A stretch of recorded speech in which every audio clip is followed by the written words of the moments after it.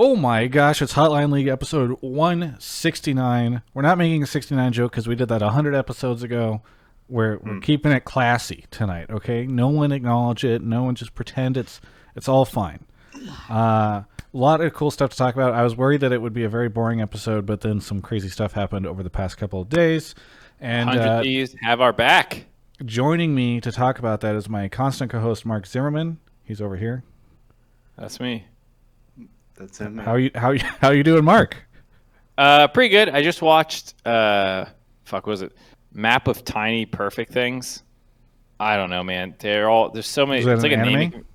No, it's a YA. How deep you want to go right now? It's a kind of a quiet episode. We can just banter. Go for it. Okay, so I don't know what's going on with naming conventions, but like ever since Pretty Little Liars or maybe Big Little Lies, I don't know when this trend started, but everyone just names everything little, tiny, perfect, big, broken, like little fires everywhere, big little lies. I don't know. This one, tiny map of perfect little things. Everything is titled like this. So it's hard to tell exactly what you're going to get into. This was a Groundhog's Day, but basically the YA art kid indie version. Okay. And it's so made it into a movie. Yeah, imagine like a really generic version of Fault in Our Stars matched up with Groundhog Day and like none of the humor of Palm Springs or Happy Death Day. Okay. So it's really not an enjoyable experience. At least it wasn't for me. It was really generic, and I was like, all right, here we go. See, I heard people were doing this in anime because I think Avali told me about it because there was an anime that's like my boyfriend is a slime and it's totally crazy that he's a slime or something like that. I forget. Yeah, there's a million isekai right now, and they're all like, "Is it wrong to pick up girls in the dungeon? I'm a slime, but that's okay." Or like, I don't know. They're really fucking stupid. I hate isekais. They're a plague. Well, I don't know what that is, but I'm sorry that you feel that way. Portal Fantasy.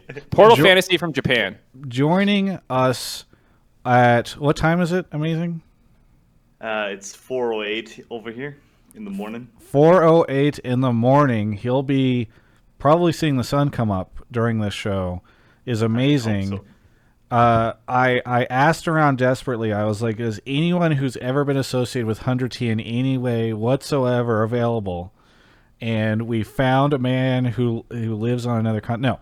No, that's not true. Actually, it was perfect timing because I had reached out to Amazing about a week or so ago and said, do you want to come on the show ever? I know the time zones are really bad because obviously people love you in content and on analyst desks and stuff, but I figured the timing might be bad. But you said you could do it.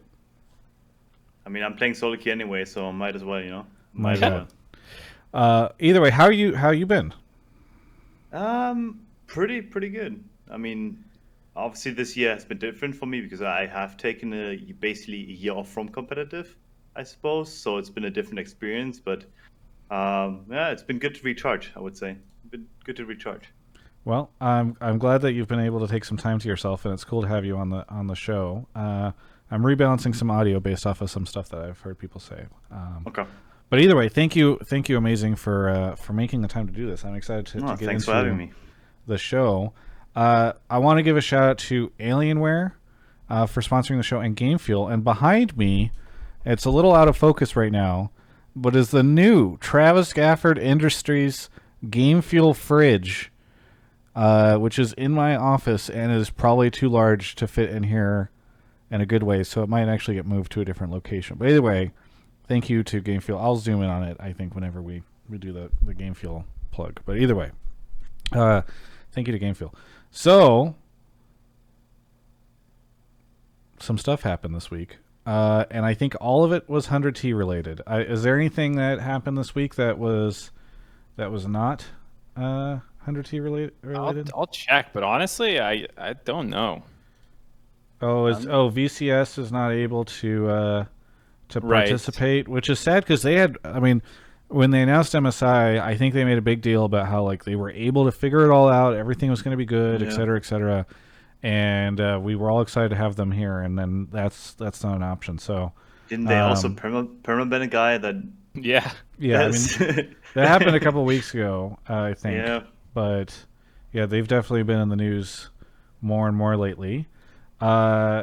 TSM just dropped a Academy player, Babip, but I don't know if we're going to talk about that because we don't tend to talk too much about Academy. But if anybody's got some sick news on that, that would be great. I'm sure there's some OST people who can complain about it. We got is OST if you didn't know. Proving Ground stuff that we can talk about too, if anybody wants to give an update, if anybody's been following that. And then obviously there's all this crazy. Actually, I do want to, we're going to probably preview MSI when we get closer and closer, but I do want to ask Amazing here in a second what he thinks of the stuff that happened recently in the LEC finals and playoffs and all that stuff, because we haven't had a chance to talk to anybody from the LEC side about that yet. So curious about that. And then I think that's mostly it. I guess we have LPL finals if somebody wants to chat about that. I have not watched it. I don't know if Mark has either. But watched part of it. It was sad. Doinby's dead. Well, so the 100T stuff is obviously Zik's out, Reapered in, and then not Niski, which I just to throw a little bit of credit out to some of the other folks who had previously said it was supposed to be Niski. I had heard this as well. I think it probably got very close to that, and then seems like last minute it switched over to Abbedagge. Did I say that right? Abbedagge? You don't know how to say his name? I've said it a couple times previously. He's been playing for years, and usually. But but this is not. It's not like I'm talking. Any interaction with him, So I've not interviewed him. Don't defend him. I have not interviewed him, and I've heard it pronounced about 5 different ways across different casts, analyst desks, et cetera, et cetera. So, my apologies. And then there's some rumors too around the money that's involved in all this stuff. There's a great there was a great little interaction between Nadeshot and some folks on Twitter earlier, which I'll see if I can pull it up. But some of the EG folks, one of whom I believe is in this chat, mentioned that they felt like the league ecosystem was disgusting if the numbers were about what people thought they were. I'll go ahead and pull that up. Actually, Amazing, I think, was also in that chain, sharing his opinion. Sorry for the folks who don't want to see light mode, but this is what happens when I just pull up a blank browser into it. But yeah, there was this rumor that they got $1 million buyout, and Savvy, who works for EG, was commenting and saying it's bad, and Nadeshot replying with the question marks. And then Amazing, you're somewhere down here, right? You said it was okay? Thanks. Yeah. Great contribution, Mark. What? Someone tagged me. I was like, what do you think? I'm like, fuck, I don't care. But maybe let's start off a little bit with that. Amazing. What was it that you were saying in this chain? You actually feel like the $1 million buyout is appropriate? Yeah. So, I mean, if you look at the situation, obviously that one of these find themselves in is that obviously they needed a mid laner, right? It was really clear from last split. It was really clear from last year. And with the upcoming free agency, like at least in my head, and it made sense too, it is obvious that they had to strike now to a certain extent. Otherwise, it would probably come into a bidding war for certain mid laners that are going to be free agents again, right? Abbedagge being one of them, obviously. So I assume that they basically had to pay a premium in order to lock him up before that even happened, right? Before you have to go into bidding war for the free agency. And I think that's perfectly fine. I don't think $1 million or euros, whatever it is like that high of a buyout, depending on the salary that you give Abbedagge, right? If this guy, I don't know what he earns, right? He could earn anything between 150 to 500, something in between. I have no idea. But I don't think that if he had another split under his belt and Schalke would perform well again, that he would be as cheap as he is now.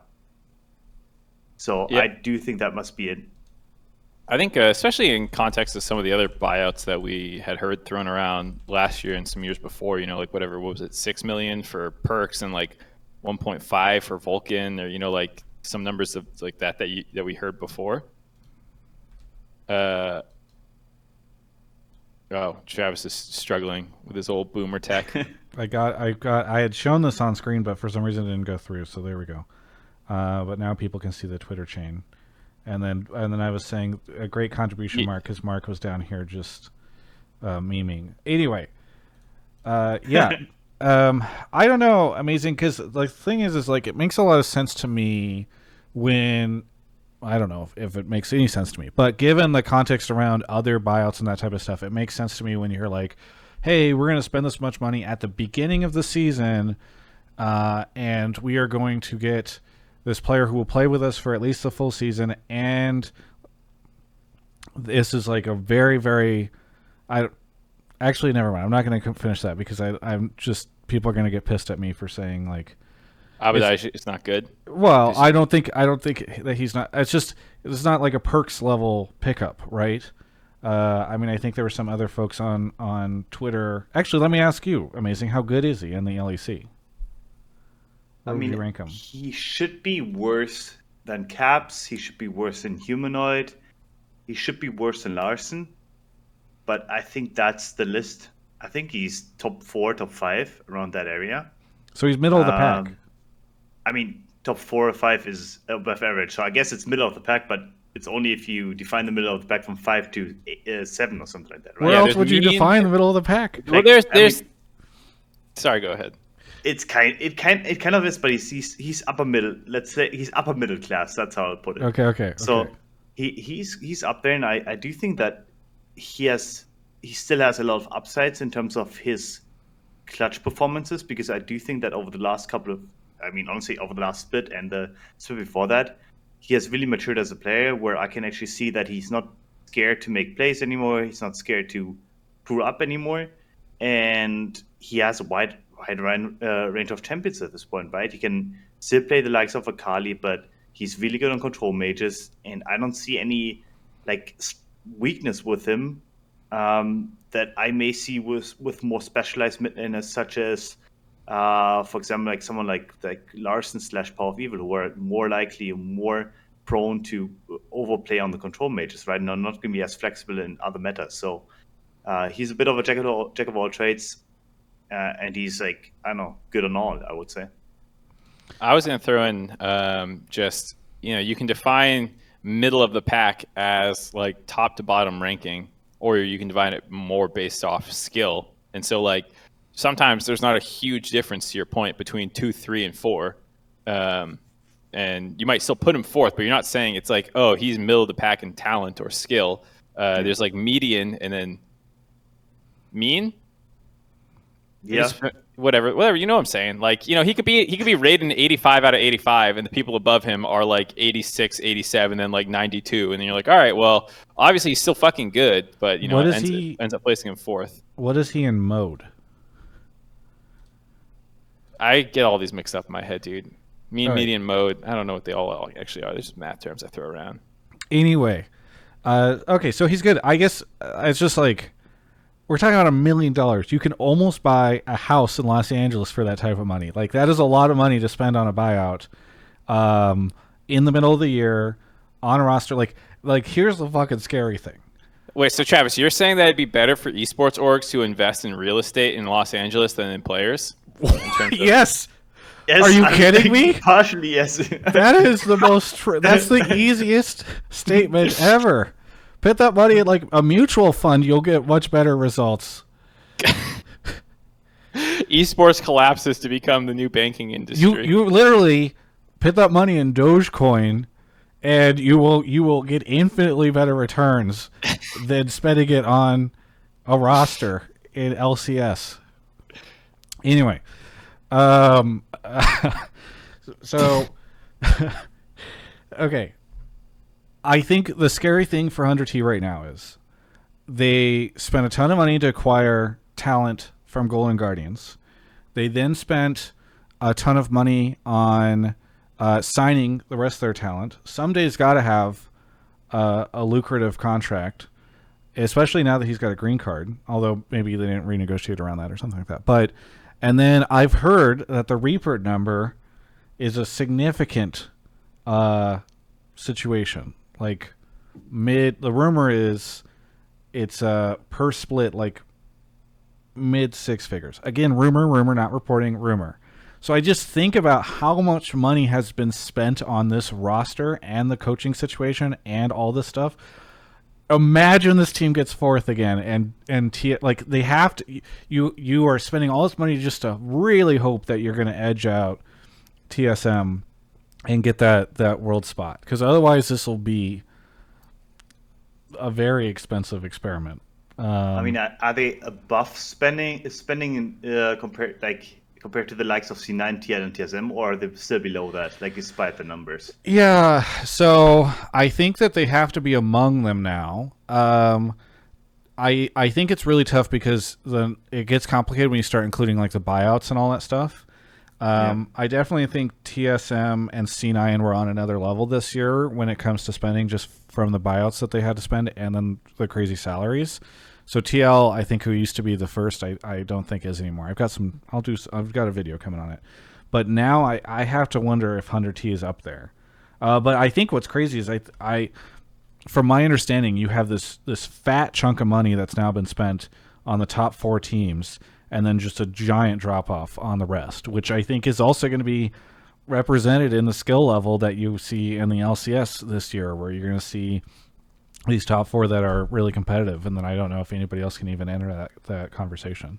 So, yeah, I think I mean, to the point about throwing more money in the middle of the split and maybe missing worlds, like that was already a concern with this roster. You know, like you're kind of doubling down, but at least from what we saw from Spring Split, they already had a losing hand, and like they were gonna probably not make worlds, despite already buying out a bunch of Golden Guardians roster and stuff. Like that part was already done. So I'm kind of, I mean, like I'm pretty down with a lot of these moves. I mean, I feel like this is a sunk cost fallacy situation here. It's like, well, we've already spent the money, so we have to commit more to make sure. It would be a sunk cost fallacy if TSM, I think, like looked incredible, but because then it's like, well, what are you doing? Like, you're not going to catch them anyways. But like, I mean, maybe this is something we can talk about on the show. But it's like, do we really think you can't catch TSM if you upgrade your mid lane? All the crazy thing is, let's just assume, and I don't know if this is a safe assumption because maybe one of these teams will fall down a little bit, but like assuming TL and C9 go, either TSM or 100T are not going to go, and one of those teams will have spent so much fucking money to not make it to Worlds. Doesn't the MSI winner get another seed? Isn't that how it works? So you're funny. You're a funny guy. This clip is going to look great whenever C9 wins MSI and we get all 4 to go. That's the master plan. It's like they're just waiting for C9 to win, and thus they have the 4 seeds. So.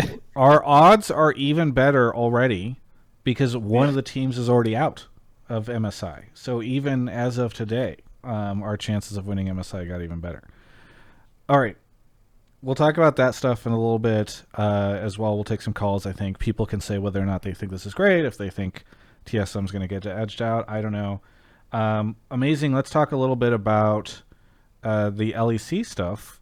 So how surprising is it, as for you, somebody who is a very prominent LEC person, what ended up happening in the playoffs and the old kings, new kings, blah, blah, blah meme that exists right now? I mean, I'm still relatively baffled by how bad G2 looked and out of place they looked. It was almost like watching a team like trying to figure out who they are in the middle of the playoffs, and I think that's kind of the biggest issue I saw with them. Usually when you have like a veteran team, right, over the course of the split, they start badly, you know, then they get a little bit better, get the synergy going. At some point you basically click, right? And that's your end of the season performance. But with them, it felt like that in the playoffs, they suddenly had to re-identify who they are and who they want to be. And maybe it had a bit to do with bad meta read, which probably was the case. Because obviously Karma bottom wasn't really that effective, nor was the overplay on the Karma top lane, just in general Karma, I guess, for the team. And that they did not build up like multiple threats. And I think it to me felt like that the team got a bit lazy, and they were scared to make something happen. They were really scared. So what this points to me, at least like that's what I think it must have happened in scrims, is that they got probably destroyed in a lot of scrims by both Mad Lions and Rogue, maybe even by other teams. and they just didn't know what to do anymore, and they just had to grasp for solutions, and that's the best they came up with. They're almost So that's an assumption. almost similar to C9 last year, where they started to slip and they couldn't find their footing fast enough, I guess. I don't know if, Mark, you think that's an apt analogy. I was going to say not exactly for me, because the C9 slip was a lot more like steady, and like, you know, they started losing and it just kept going, and it was, yeah, they fell off the face of the earth. But it happened over the course of like the entire back half of the regular season into postseason. Whereas this was like, you know, G2 was like, they weren't as dominant in Europe as C9 was in NA for that portion. And then they didn't become like shit for a large portion of the season. They like just struggled in playoffs, to Amazing's point. Like they finished the regular season #1 still. And so like, you know, like he's saying, it seems like it's a lot more something went wrong in a shorter window than C9. Yeah. No. Well, I think so too. Twitch chat is constantly going in on, since this came up, like, oh, they lost their captain, oh, they lost their leader. This is what happens whenever that gap occurs. I'm curious, Amazing, do you think that that's it? Is there a chance that, oh man, if only they'd had perks, they would have figured this stuff out, or it would have been better for them? Yeah, I mean, I do think there's merit in that. Like, so I've only played with Reckless for a short time, but I obviously knew him before that, and I only have interacted with perks. So I can kind of see like the differences in personalities, you know, like at least like and assume like how their behavior is like over long periods of time in a team environment. What it feels to me is that perks is someone that is really outgoing, really tries to solve problems openly. And he will sometimes like sacrifice himself in order to make other people better, and then like, you know, at some point when other people are good enough, he builds himself up. That's at least what I've seen like from his teams, especially 2019 when he was shit as an AD carry to begin with. Like he really mightily struggled. At the end of the split, he really turned it up, and at some point became like one of the best AD carries in Europe, if not the best AD carry, right? So he seems to be someone that is like really problem solving oriented and tries to like basically lead the team to like function together. I think for Reckless, it's kind of the opposite. I'm not saying that he doesn't problem solve, but I don't think he does it in a way that it's like it's outwardly productive in the way that it's with perks. Where I think that Reckless, from what I've seen from my interactions with him, is that he's really critical of his own play, and if he does mistake, if he doesn't feel confident in his own play, that really like shows. That really shows, and that really like he becomes outwardly self-doubting, and then like his teammates feel that, and he doesn't quite participate anymore in like the team solutions. So yeah, I do think that like Perk's inability to just problem solve and honestly lead even when he's playing badly, it was probably missing throughout the playoffs. Well, it's an interesting situation for sure, because you have to wonder how much like how weird it feels for that team who I think has had so much success for so long to suddenly be in the situation where they've missed, and I'm very fascinated to see what ends up happening in the summer. Here's my follow-up, Amazing. You mentioned earlier that pointed out that perhaps there's a world where we could secure an additional spot at Worlds. I, you know, as the idiot LCS fan, I have been a little more hopeful about our chances, given, you know, I've seen G2 come in like this dark force for a while now and just sweep us away. And given that they are not going to be there, and perhaps there's some, you know, a little less experienced roster, do you think there's a world where perhaps LEC is not a big blocker for us, and perhaps we end up getting crushed at by LPL or LCK? I mean, I think that best of ones could still be hard against Mad Lions simply because like their preparation seems to be really like superb. I mean, the way that they answer like every single call in the best of fives was obviously there, but I do think that also translates now, like that confidence that they have now achieved, like translates into a best of one system. And they've always been decent or good at preparing for opponents. And there's so much info now about C9 that I think, like for example, like they could still dominate best of one, but it's not the same. Like you don't have perks on that team anymore, so like obviously what we just talked about, like the leadership is kind of lacking, like in terms of like what Mad Lions is going to bring to the table.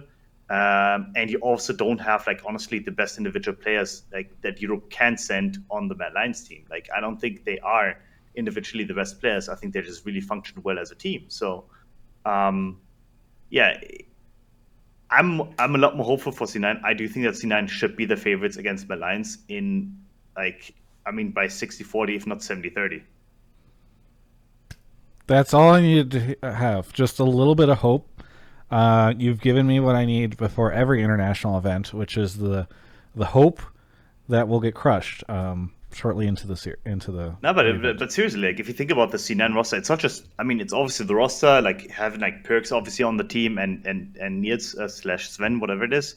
Like, so I know that they already work like together and they have that, but the coaching staff, if he like, is insane. And I'm mostly talking about my experience with Mithy. Like, from him playing with him and interacting with him, this guy is beyond driven about like trying to fix everything that is like going wrong with his team, and he is really similar to Perks in that regard. That I don't think he would ever accept his team being bad, and I think that's something that like has sometimes haunted NA. As dumb as it sounds, that people were just accepting of, oh, we're worse than other teams because of X, Y, Z, like infrastructure, and then they came to offline events, and then that confidence was lacking. And I don't think that's going to happen with Mithy on that team. Oh, this is so cool to hear. I'm very excited about this. I really appreciate what you're doing for me right now, even though it's going to hurt so bad when things somehow go wrong. Okay. I think we've jibber jabbered for a while now. Quick shout out to Riot, who it's been about, I think, 10 weeks or so since they haven't commented on the import rule when I've asked about it. So it's cool that they are still staying silent, and no press conferences around spring finals. Interesting. Mark, you want to explain how the show goes? Yeah, so this is a live call-in show. It's posted the links in Discord. Go ahead and join up. Once you get here, join the Pleb Calls or Pleb Calls 2 voice channel and mute your microphone once you get in there. And then up above in the Pleb Topics text channel, you're going to go ahead and write it in, whatever it is you want to talk about. Or if you have a question for Amazing, we can then go grab you and pull you into the waiting room where you will hang out until it's your turn to go on air. We'll do a quick mic check to make sure everything sounds good. And then we will have you in here talking with us after that. And if you are a sub, first off, thank you for being a sub. We really appreciate it. And be sure to put your take in the subtopics channel after you've synced up your Twitch and your Discord stuff, because that would be great. And you can see it. Everything will be fantastic. You ready for me to grab the first person? Yeah, it looks like Mark already has a couple people, so why don't we do that? While that is happening, shout out to some folks who have subbed. ESN Josh, Max Drixton gifted a sub, Carouse, Meshbeard, Eugene, BoxcarRamsey, Team Hezzy, Nasty Orange, Koj, Aquatic Banana. Thanks everybody for the subs. Really do appreciate it. I see a lot of 100T people in the chat tonight. It's a very 100T episode, and they've all shown up. Sorry. No, you're good. WarScript, where are you calling from? Hi, I'm calling from Germany, actually. Oh my. Another person staying up very late. It's 4 a.m. Go to sleep. Yeah, I should really do that. Maybe after this. WarScript, what, did you stay up because of Amazing? Is this going to be a very Amazing specific question? Oh, yes, definitely. I know. Oh, no. What do you want to talk about on the show? So you already mentioned the import thing. I am glad you actually didn't forget. I was getting worried because I missed the last show. But I wanted to talk about, well, the import rule again, just for a little bit. Since 100 Thieves is now a full import roster, considering they will probably start Abbedagge. If not, then goodbye 1 million, I guess. So I thought that would be a good moment to bring this up again and to think about if or how the changes should be made. Well, let me ask you, as an LEC, I assume you're an LEC fan. Yes. Okay. So, what, are you an LCS hater? Are you the type of person that shows up when the LEC raids the LCS chat and spams and is like, haha, Amerifats, burgers, etc.? I stopped having Twitch chat enabled on the Riot broadcasts. Very good idea. regardless, do you like LCS? Do you watch it, or are you like very I will rivalry? admit, I will admit I watched it less this year, but I used to watch all of LCS, all of LEC, all of LCK, which isn't possible anymore, but I want the LCS to be good. And I really enjoyed it back in even 2018 and like early 2019. I thought it was actually very nice to watch. And I just want to propose an idea how to kind of improve NA from my view. Really quickly, can I ask why you stopped watching LCS? So I will say mostly the broadcast. It is just it feels lacking, and yeah, I know. I'm sorry, Mark. It's not even that I think the personalities are bad or anything. I mean, like most of the people, well, now not anymore, but up until recently, most of the people used to be there like a few years ago too. But it just feels like less content. I don't know how to describe it. Yeah. Well, we don't need to talk into that. I just, whenever somebody calls in and says they don't watch it as much anymore, I'm just very curious. Travis is always looking for people to blame me. Yeah. And well, yeah, you don't need to say sorry, Mark. You know, you can definitely. I agree. Yeah, I know. It was more of a joke. But no, okay. Let's. You have a solution on how to help the LCS, and it sounds like it's somewhat regarding the import rule situation. Yeah, I mean, calling it a be-all end-all solution maybe a little bit too much, but like my take on this at least would be that first of all, no change that is made will improve NA in the short term. Like the first thing that has to happen is that teams or whoever is behind the decisions start thinking long term. Because if you take the LEC as a parallel, like compared to like 2017, it was full of imports. It wasn't doing well internationally. All that didn't come overnight. It was years of investment in the what's it called? The regional leagues. League, Years of investment, and slowly I want to be more generous, but I don't ever want the washed up imports were like going out and new talent was coming in. And I mean, it's not like we don't have any imports, but now it's more like it's way less, and it's also way more from like smaller regions. Like, I mean, Mad Lions won LEC with Armut in top lane, so like those regions have talent too. And I mean, you can also see it in NA with all the players from Osh, willingly or not. That's another thing, but to get to the point, my solution for this that I thought of would be to have this year and next year, like if the decision was made today, have this year and next year kind of continue like it is. But at the end of 2022, the rules would be only 2 imports per team, and the definition to be when you become a resident, when you get grandfathered in, I think. Yeah, they don't do the grandfathering in thing anymore. I mean, because the rules thing. So, are you talking about where you had to spend a certain number of years in the region? Yeah. So you spend like 4 or 5 years in NA at once, play in the tier 1 league, not academy, tier 1 LCS team. And then you are considered a resident. So if you do that, like I know he retired, but like Björksen would have been a resident, and so I guess someday 100T would still be allowed to. Oh well, maybe you're suggesting someday you say green cards should not be the thing that allows them to. Yeah. Okay. Yeah. So you want to be earlier. When do you want it to happen then? The residency. When should it come in for you? I mean, my suggestion would be 4 years maybe. So like you play 4 years at once, and then boom, no import anymore. How long has Someday been in? Is it been 3 or is it 4? Is he in his? Pretty sure it's 4. 2016.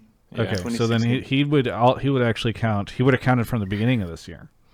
So Except- 100T would be, I believe, a legal team they'd be able to field it underneath your current situation WarScript, even though people are saying that's all imports. Because of the OSH rule, yes, I guess. Yeah. Do you think well, they have to do something with Oceania, right? Because that region doesn't exist anymore. Are you suggesting they remove that rule, or do you think it's still okay to keep that? That is a little bit more complicated, so I don't want to get too much into that. I think there is a better solution. That's all I want to say. Okay. Yeah, I don't know. I mean, makes sense. Yeah.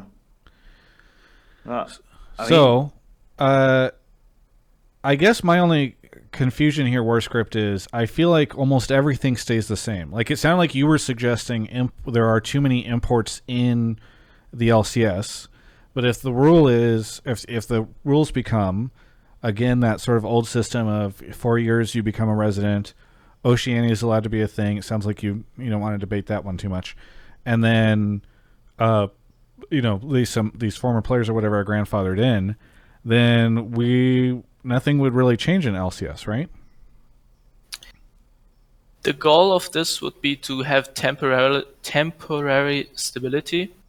And of course, the second part of this would be that teams actually invest into talent so that in time, like let's say 5-6 years down the line, you have more native players than right now. Because right now, I didn't count it, but I think like half the players is technically non-NA.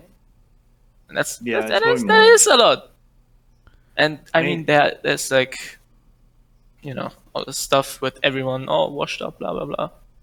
So, I mean, I think NA has that issue where, the issue is really simple, actually. I think you talked about this, like, by talking about regional leagues. It's simply that there's no incentive to build up grassroots, like, leagues, That's NA's issue. There's no incentive.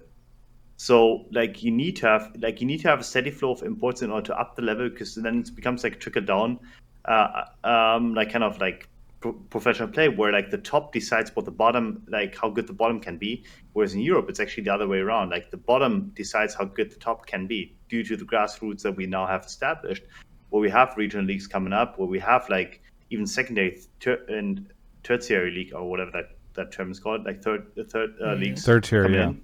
Yeah, where it's like we now have the ability to actually pick and choose in the EU. We don't have that. Like, you will never have that in NA unless you somehow establish like a willingness to actually participate in a grassroots experiment. So I think maybe lowering the import, the residency time to 3 years, maybe 4 years, but that is probably the exact same issue. You would continue to have the same issues that you have now, where like you will have an import-driven league. So I don't think that's going to change.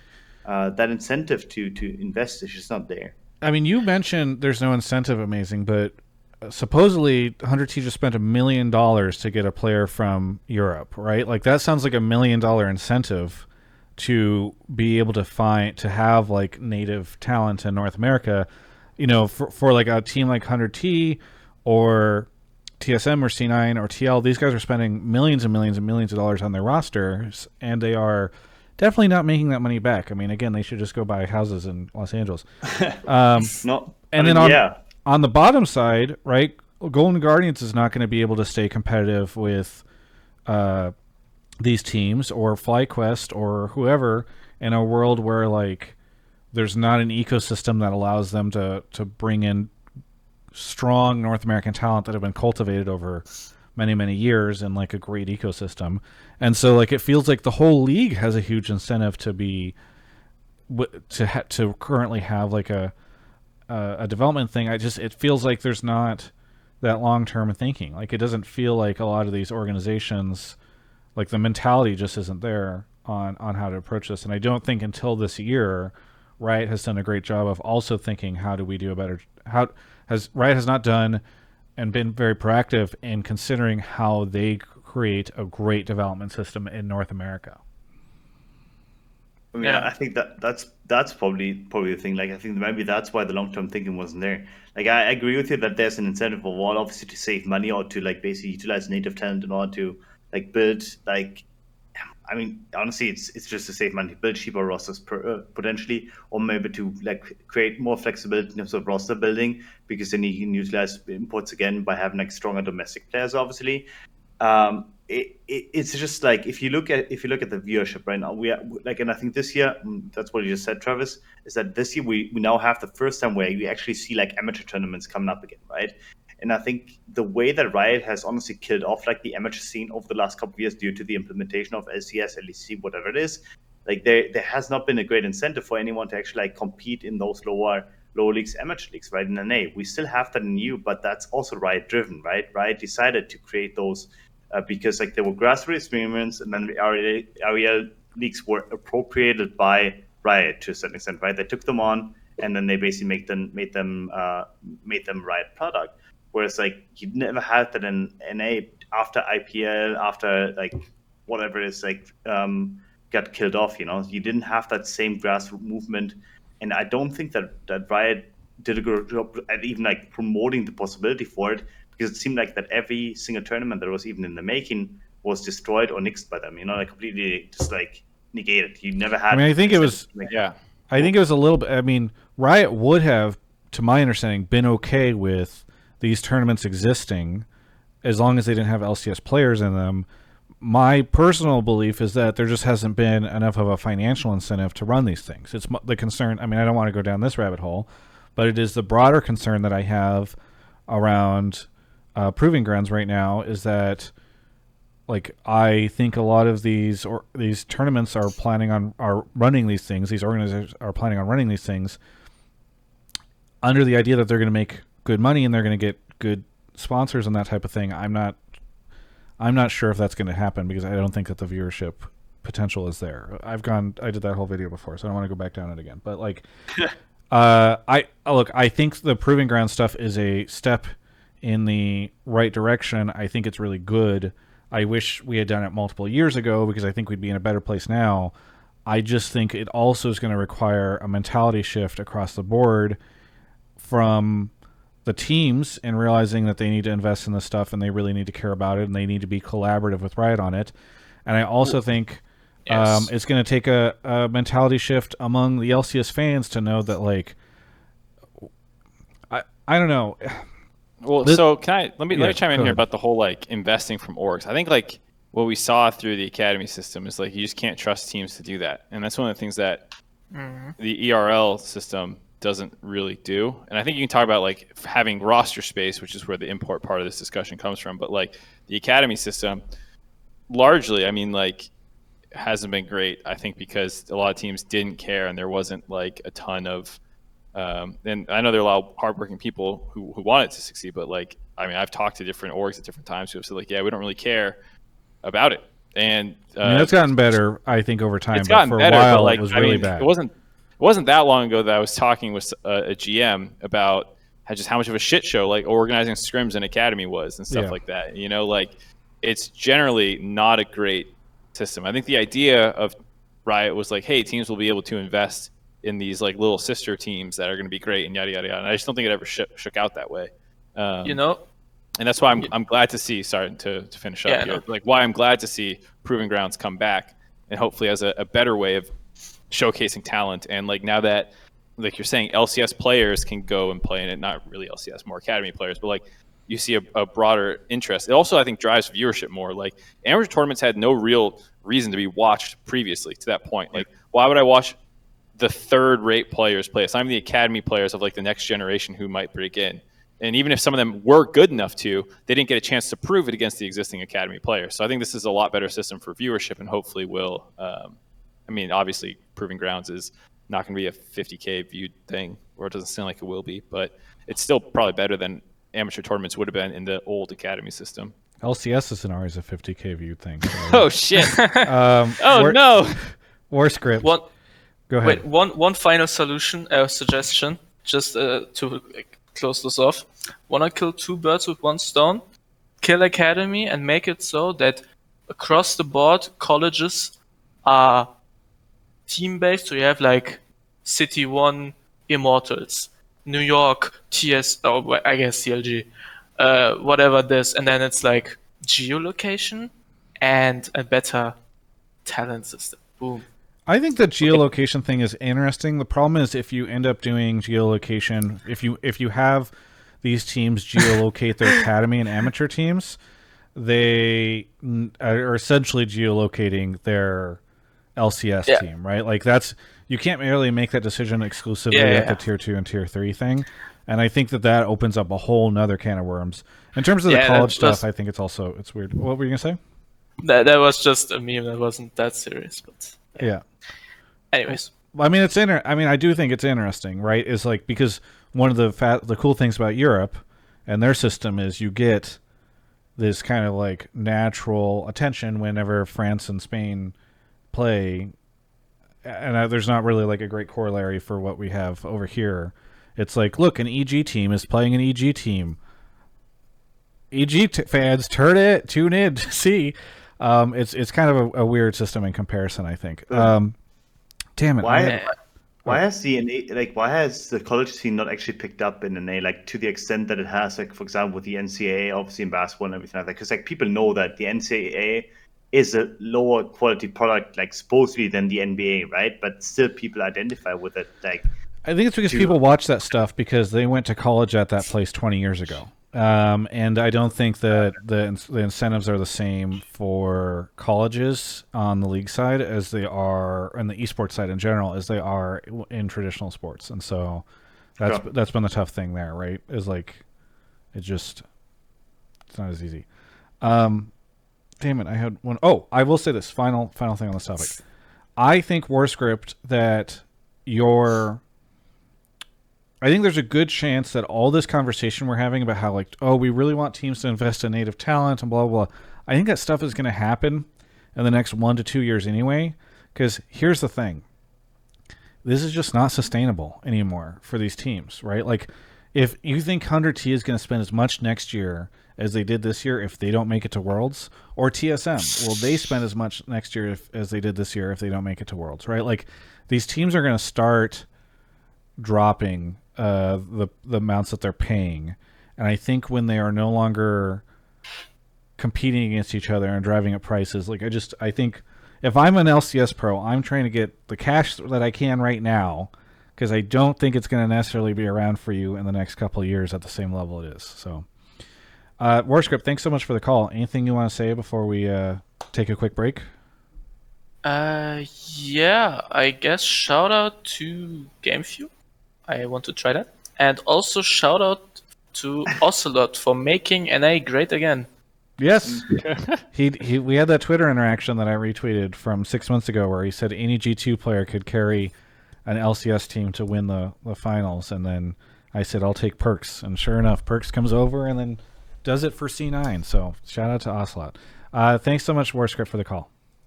Thank you. Yep. Have a good one. Tschüss. All right, we're going to take a quick break to talk about Alienware. I know we just mentioned Gamefield, but our first ad of the night, our first break of the night is to talk about Alienware.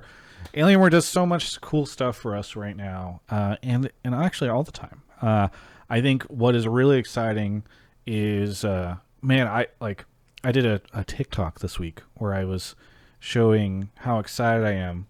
Amazing, you would like the TikTok. I think it would resonate with you. I posted it to my Twitter. It was sort of a celebrating getting vaccinated and thinking about all the great, cool events that we get to go to. And one of the things that I've missed so much, and I know Mark and I both really love doing these, are the live hotline leagues where people get to come out in person. We have people come up on stage. We have guests and co-hosts and all that stuff. It is actually so fun. And I was looking at some pictures as I was getting footage for this and some videos. And I miss that so much. And I know it is something that Alienware wants to do. I can't say anything right now officially, but I'm really excited to get back out there again with them as we do cool stuff. Hopefully in the future as things get safer and we're allowed to and recommendations allow for that type of thing. But shout out to Alienware. Really appreciate them. They've stood by the show and all my content during the past year and a half as perhaps, I can't go to events and we can't do live hotline leagues and all that stuff. And I just really appreciate their support during all this time. So thank you so much to Alienware. Everyone else, you can go check out alienware.com/Travis. There's a link in the description. Also check out I'll put it in the chat right now. If you guys just click that, and then maybe click around a little bit, see what you see. It's quite nice of you. Anyway, Mark, I think we're ready for the next caller. What were you reading? You seemed distracted. You seemed engrossed in something. I'll tell you later. Okay.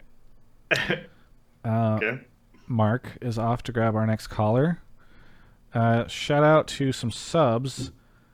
Dak Jamkin, Gaiden TV, D9 TV gifted sub. Thank you. Chief, 4 months. Panadad and Flick Nickum for a whole year. Awesome. Really appreciate it. Amazing. Is the sun coming up yet? Nah, it's looking too dark. It's looking real dark still. Well, I'm excited. Do you have blackout curtains? Is that what those are? I mean they're just they don't quite black it out completely, but I guess they're pretty okay. They're pretty okay. Do you miss anything about North America? I miss the food. I miss the people. See, whenever I talk about how great the food is, there's a bunch of people from Europe that come out and they scream at me in my Twitter DMs, or not DMs, but mentions, and they say, Europe food is so... But every time I talk to a European that comes over to the U.S., they say they miss the food. If you're from Spain or Italy, I can understand it, but... Oh, Zink, you're very breathy right now. Yes. Welcome I'm to the sorry. show. I can do my take and afterwards mute immediately. Yeah, Hey, I'm fine. Zink. I'm calling from Unterhaching, Germany. Another German caller. Yes, for amazing. Of course. So my take is basically that whatever happens with Abbedagge, it doesn't matter at all. 100 Thieves needs to work on its issues that it has had the whole of spring, and the team really needs to step up and diversify its playstyle in order to achieve its world's chance. Yes. Zink, So that's basically my take. Zink, I'll let you ramble, yes? Are you good? Are you excited about Reapered? Do you feel like that's... Because obviously a lot of people are talking about Abbedagge, but... I don't know about Reapered. For sure he's had like amazing success with Cloud9. I don't want to, down his accomplishments or anything, but I don't really think he's the cure for all problems. I don't think he's like the medication that will cure everything that's gone wrong in spring. But yeah. I mean, so basically, I'm not saying Abbedagge will be bad. I'm not saying he will be good. I'm just saying it's a non-factor. And I think they have certain, options to fix their problems, like Reapered, like you mentioned. What do you think they have to fix? What do you think they have to fix? What do you think? They really have to get off the one-dimensional playstyle. I mean, they had like this one playstyle that worked. You talked about it like the whole bit with the Monte. And afterwards, they tried changing it up and tried to play like more of a standard playstyle with Ryoma, and it just fell flat so hard. So they have to really work on that, because Abbedagge is not going to play like the Monte, I feel like. I mean, amazing. You've watched LEC. Yeah. You've commentated it. Abbedagge is more of a control mage, stable player who will be clutch sometimes, but he will not like solo carry your games or like sack waves to enable your jungler, I feel like. I think the latter part. Like, I understand what you mean. Like, I think for Abbedagge, it's like, I do think that he's clutch, but I don't think that he's like a Niski kind of player where he's gonna play the Galio, TF combo, whatever it is, and it's gonna roam on silence 24/7. So he's not gonna be someone that's gonna enable other players. He's gonna be stable for himself, and he's gonna make plays upon his skill level, right? Like based upon his skill level. But I do agree with. I can kind of see what you mean, like about like the issues that one of these has or had in Spring Split. I think that partially they have been facilitated by Zix to a certain extent, because from what I've seen, his teams are usually really good at one thing, and that's win lane, group for team fights, and hopefully win the game through that, And that's been like a Tony staple, at least to my estimation. And every time like his teams have required like more coordination, I think that's when he has fallen flat. Maybe it's just the players that he had, but that's like what I've seen, right? I think Reaper is kind of the opposite, where he's going to enable players like to basically find micro synergies within the team comms in order to play off of one another, right? Mid jungle, top mid lane, whatever it is, So he's been really good at that. So he forces more coordination, but he also makes it less lane centric. So it depends on what kind of player you have. Like Reaper can be better for some players, whereas Zix can be better for some players. But that's what I think. Well, Mark, you and I have talked, just to set this up for you so that you can knock it out of the park. You and I have talked a lot. I remember not too many episodes ago, we were like, everybody was obsessed with this Damonte Ryoma thing, and we said it was a red herring. And that's kind of, I'm happy that 100T is looking beyond just a mid lane change, because it does feel like, just bringing it, you would have perpetuated the same issues the same way the caller had mentioned. So I'm kind of curious what you think. I mean, I think it's a little different, because one of the reasons I think that we talked about Ryoma versus Damonte being a bit of a red herring was also because, like, I don't think anyone thought there was a huge skill discrepancy in either of them. I think we talked about playstyle, but like in terms of just like, okay, you swap one in for the other, it's not like the lane's suddenly they're gonna start winning a lot of mid lanes or anything. Like, it's still gonna be a weakness for you on the map. I think Abbedagge gives you a chance to actually have good matchups potentially if you draft around him against some of the other control mage players. Like, I wouldn't have expected Ryoma or Damonte to do great into PoE. I can see a world where that works for Abbedagge. So like, I do think that it is a little different. It will solve some of their problems, but I think the caller and Amazing are also right that like the team had other issues about team fighting together well, and they always tried to just hard shove their waves. They had like pick Renekton topside all the time despite not actually playing around it, and it would just like push in and like get scuttles and get deep vision, which is like not bad, but it's not like they ever actually hard snowballed through top lane. And like they tried to do that through bot lane, but it usually didn't work. And then they would like kind of limp into mid game and maybe stack dragons. And so like I think figuring out their play style and how they want to actually advance their own game plan and pick up wins is still an issue that they'll have to figure out in summer. But I do think at least you have better tools to fix that problem in Abbedagge, if that makes sense. And yeah, Reaper, we'll have to see. I mean, he's been out for a little while now, but I'm sure he's hungry, after getting let go from C9 to prove himself in some sense again. And he has a lot of really talented players to do that. Well, I will, just as an aside, I do want to say I feel like maybe I was a little negative about the money stuff.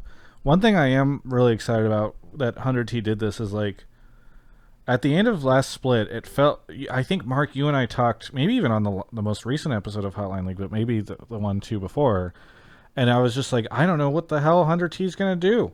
Like, it just felt like, it's like, how are they going to somehow climb the gap between them and TSM? And, or, at least the top three. And they were so solidly ahead of everybody else, but, like, they just weren't there. And it would have been, I think, a very boring discussion. Who was it that said, was it last week? Somebody was saying that they felt like North America, maybe in one of my interviews, that LCS was a 2-team league, and that it's just like, well, who's going to get this third? I actually think it kind of felt like TSM had that solidly, and now 100T committing to this makes our jobs more interesting, because it feels like it's going to actually be very hyped to see how exciting it's going to be potentially if 100T can come in and like push one of these other guys out. I don't know. It's going to be very fascinating. Yeah, I like how Raz and Chad said that. Everyone has said that. And whether or not 100 Thieves can challenge the top two, I mean, I still think you can probably make the case it's a 2-team league unless 100 Thieves really balls out. But 3 go to Worlds. So if we've got but 3 go to Worlds contenders. Yeah, that's where I was going to go. Do you guys really see TSM as so much worse than TL and C9? Did you watch their games against Team Liquid? I did, but but still, I don't think that TSM is that far off. I think they're just like sometimes really confused over what to do, and I think that's been a growing pain for them, because they have so many different playstyles on the team, right? That they had to kind of synergize with, and you can make arguments for Huni and Lost to potentially be worse than other counterparts in other teams, obviously, but I think the rest of the team is really solid. Like, I think Speaker, Viva and Swara can all make claims to be top 2, top 3 in their roles. I think Maybe the less so, but yeah.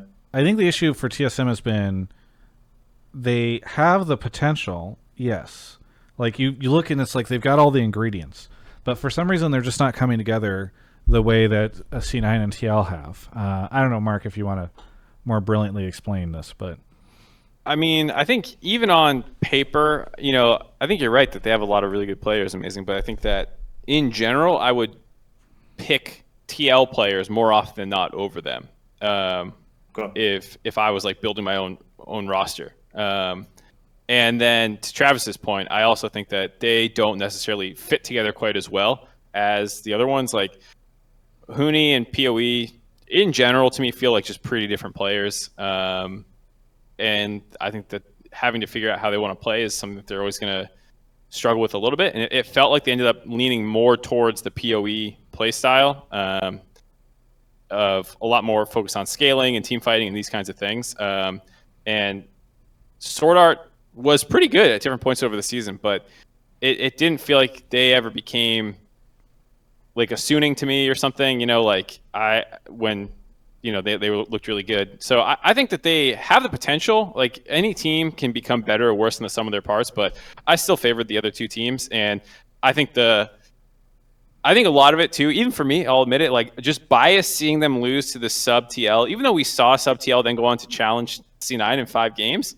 It's just like the way they lost that series just felt like a dagger in the heart, when you watch them lose. The 10K lead, wasn't it? Yeah, that, and then it was the 10K lead lost one or whatever it was, like 8. It was a big lead, and then the near perfect game to follow it. I think almost immediately. Maybe it was 2 games later, whatever it was, but it was like 2 really brutal games to watch. Yeah, and you're like, weird, oh god. What's weird too, and then we can move on since we've gone completely off topic now. But TSM looked really wonky in the beginning of the year.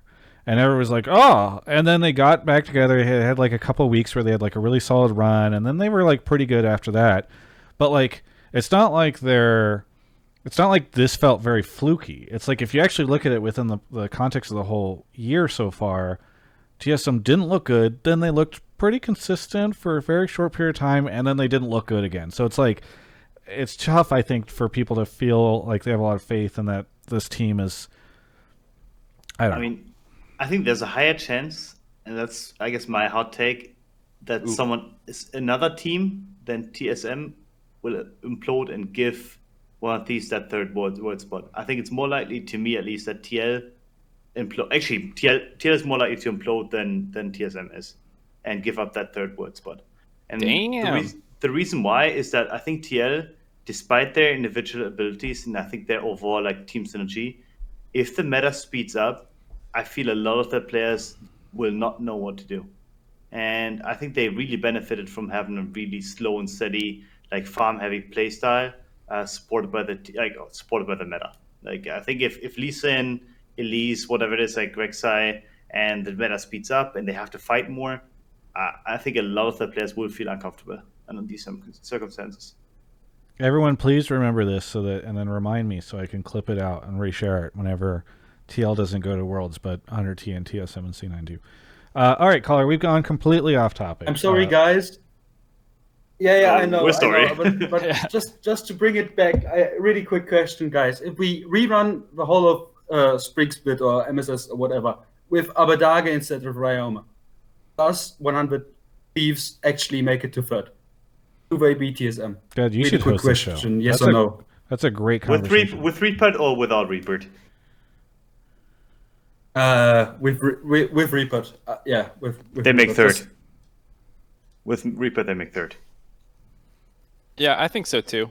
I mean, it's obviously who knows, but I would think so because TSM definitely looked like they were struggling. I'm down for that take. Here's what I was going to say. Which is really interesting because then that means that TSM, like, if we're saying that about spring, are we saying the same thing about summer? I mean, that's kind of. It's different. I think it's different. Especially like, I mean, spring is usually about teams like struggling to find their groove, right? Because like we come together as a team, you have a new roster. Summer is about perfectioning whatever you have built upon in spring already, right? And I think those are different circumstances. Yeah, because like if it's both teams are starting from 0 through their first 4 months, which of those two teams looks better? We're saying 100 Thieves, but now you're saying, okay, the first 3 months of this 100 Thieves roster with the new coach and mid laner, while TSM has had those already 3 or 4 months of playing together. So, they do have some, built-in synergies. Bot lane's still going to be playing well, you would assume, for 100 Thieves and stuff into summer, but they still have to figure out a lot on the fly. But I was going to say that I'm just excited about this change because to your point that you were saying earlier that we kind of felt like 100 Thieves is in a bad way because we're like, oh, we don't know what they can actually do. Making moves in the middle of the split is often pretty hard, usually between spring and summer. This is one of the biggest between spring and summer moves I can remember in a while, where your top laner becomes, no longer an import. You get a new coach and a new mid laner using that new spot. Like that was a huge move. And the financial aspect of it, we can discuss. But at least on a hype level, if I'm just a 100 Thieves fan, I would be stoked about all these changes. If you're Shulk and you're worried that you might have to sell your team, you're also stoked about these changes. Hey, thanks so much, caller, for the take, for staying up so late, Zink. Hopefully you don't have to do that again in the future. But no problem. I was worried it's going to be a bit too lukewarm, but I guess not. I have one quick challenge for you guys if you want to do it. Try to pronounce Amazing's last name on stream. Oh, God. I can't even say the name of an amazing mid laner that's been around for a long time. I don't know if I can say the name of Amazing's last name. All right, I'll give it a shot. Stukenschneider? Oh, God. Okay, after hearing Travis get an "oh God," I was like, that's probably not right, but I think that wasn't that bad. But to get an "oh God" response, it's like, all right, I'm not going to touch it. You're not. No, you basically have a German last name anyway, right? So you got to join in, like Zimmerman. Zimmerman, I know, but like, God, I did not learn any German. Actually, my dad taught me one phrase, and I don't think it's that bad, but it was "Doofenstein Doomkopf." You're an airhead or something? Is that right? What the fuck? Maybe not. I don't know if I said anything right. Wait, can you repeat it? Doofen? Okay, whatever. Now Mark is reading Twitch chat to see people's It's attempts at spelling it out. Zink, thank you for the call, and we'll catch you next time. Thank you for embarrassing us on the way out. Yeah. All right. Okay, bye. Have a great time. You too. Okay. Did you say we're doing a read right now, or am I grabbing another person? No, you're good. You can grab another person. Okay. Where are we? Craig Yorger, thank you for the 26 months with the Prime. I'd shout out any other subs, but there aren't any other subs. So, Amazing, are you in Berlin? Yeah. Okay. Yeah. I moved here at the actually I moved here anyway because of LEC and everything like that and coaching, but then I just decided to stay here. Yeah, because I was gonna say, obviously, if you were like, yeah, I'm gonna take a year off, that'd be easy for you to go someplace else. But I understand the wanting to stay where it makes sense. Red Factor is here. Red Factor, where are you calling from? Hey, I'm calling from New York. Back with another Someday take. New York. What do you want to talk about on the show? Great, yeah. So I want to hear from Amazing as someone who has played with Someday, albeit briefly, on what he thinks are the factors that determine Someday hulking out versus just kind of going through the motions until the game inevitably ends.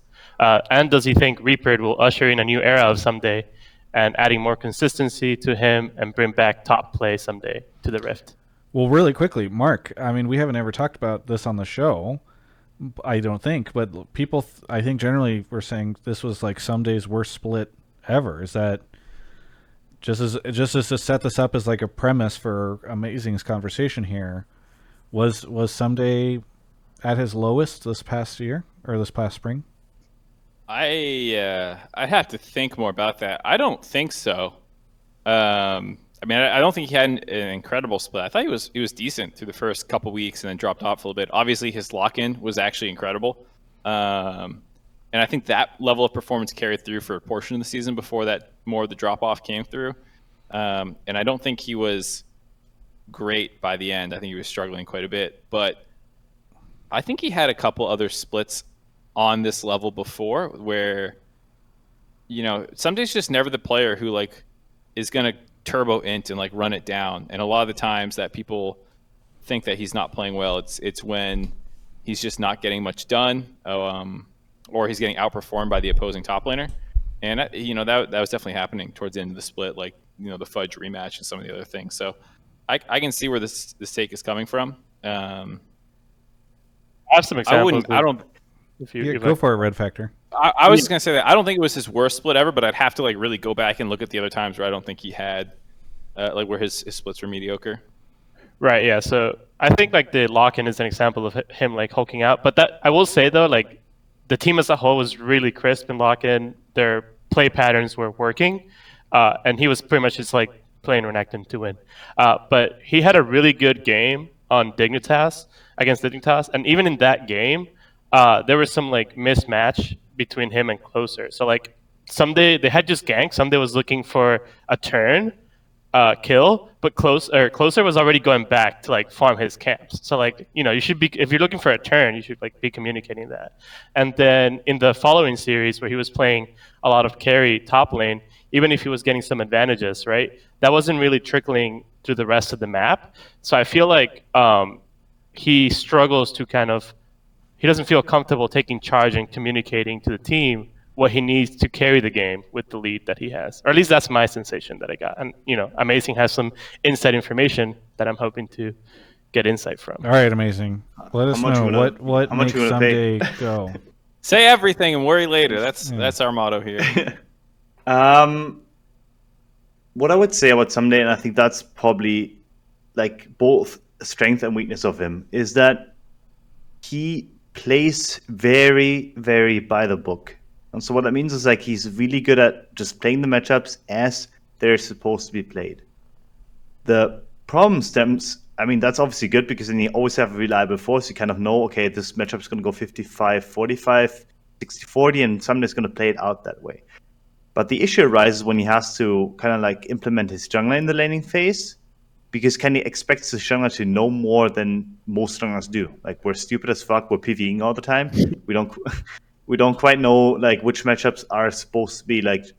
We kind of have a gut feeling for it, but we don't quite know at which times we are supposed to be there in order to maximize his personal lane phase. So I think that's where he struggles, and he's also struggling at basically that he doesn't quite pop off the way that other top laners do. Right? If, for example, let's say, who's a good example? Like Wunder in the past, I would suppose, or Bwipo of the past.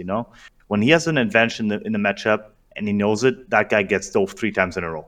Like, that doesn't quite happen with ssumday. And I do think that it points to an issue in terms of like creating synergy with his team members. And maybe what you just said, right? That he doesn't quite take charge, take agency in order to basically really, really carry the game. Doesn't quite, when I played it with him, he didn't seem to want to demand too much. And he would rather just play his matchup out as it's supposed to be played out for himself.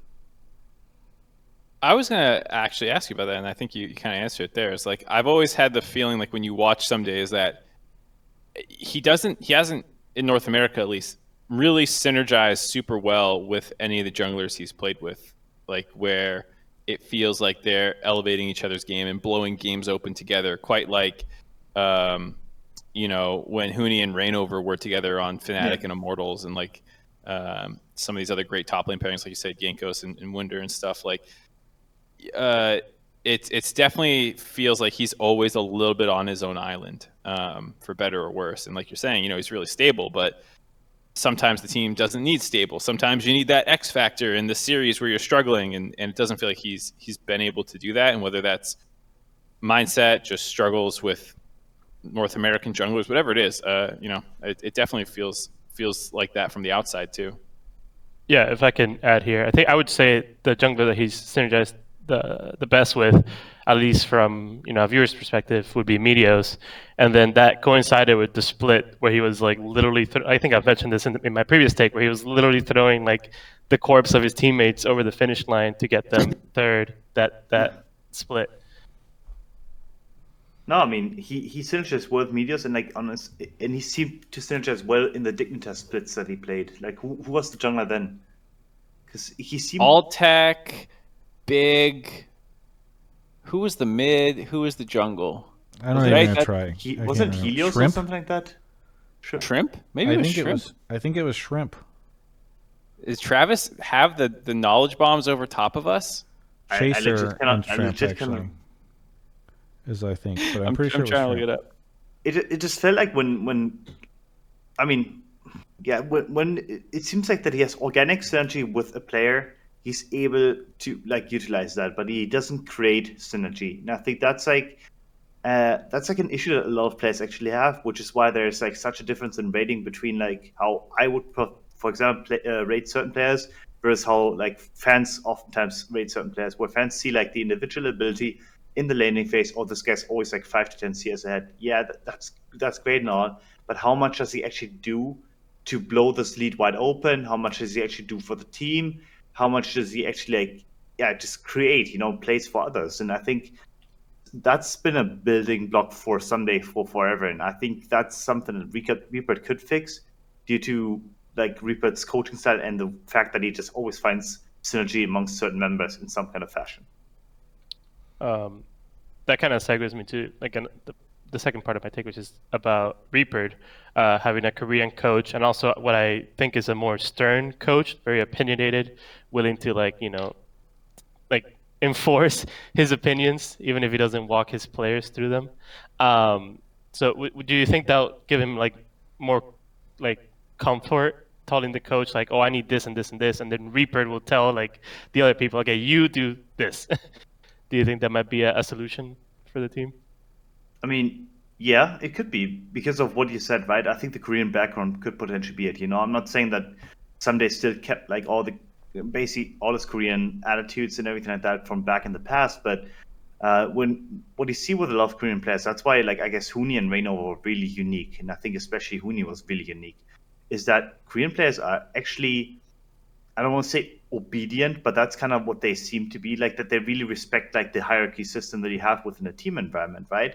So they will listen to the elders, they will listen to people that have like basically higher ranking than them, as do the coaches. So it does help to have someone that is as opinionated as Rupert actually in the team that is really enforcing certain things. Because if I look at the coaches that he's had in NA, at least in one of these, I mean, Polly is opinionated, but he didn't quite force it upon the players, like Polly wasn't that kind of person.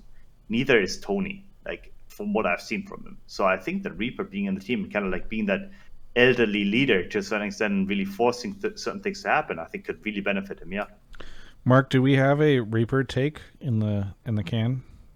Not exactly. So if there's something you want to run with here, I'm down to entertain it. Yeah, while we're on the topic of Reaper and what he can get out of ssumday, and I think I would just broaden it and say I'm very curious to see what he can get out of this team, because Reaper left.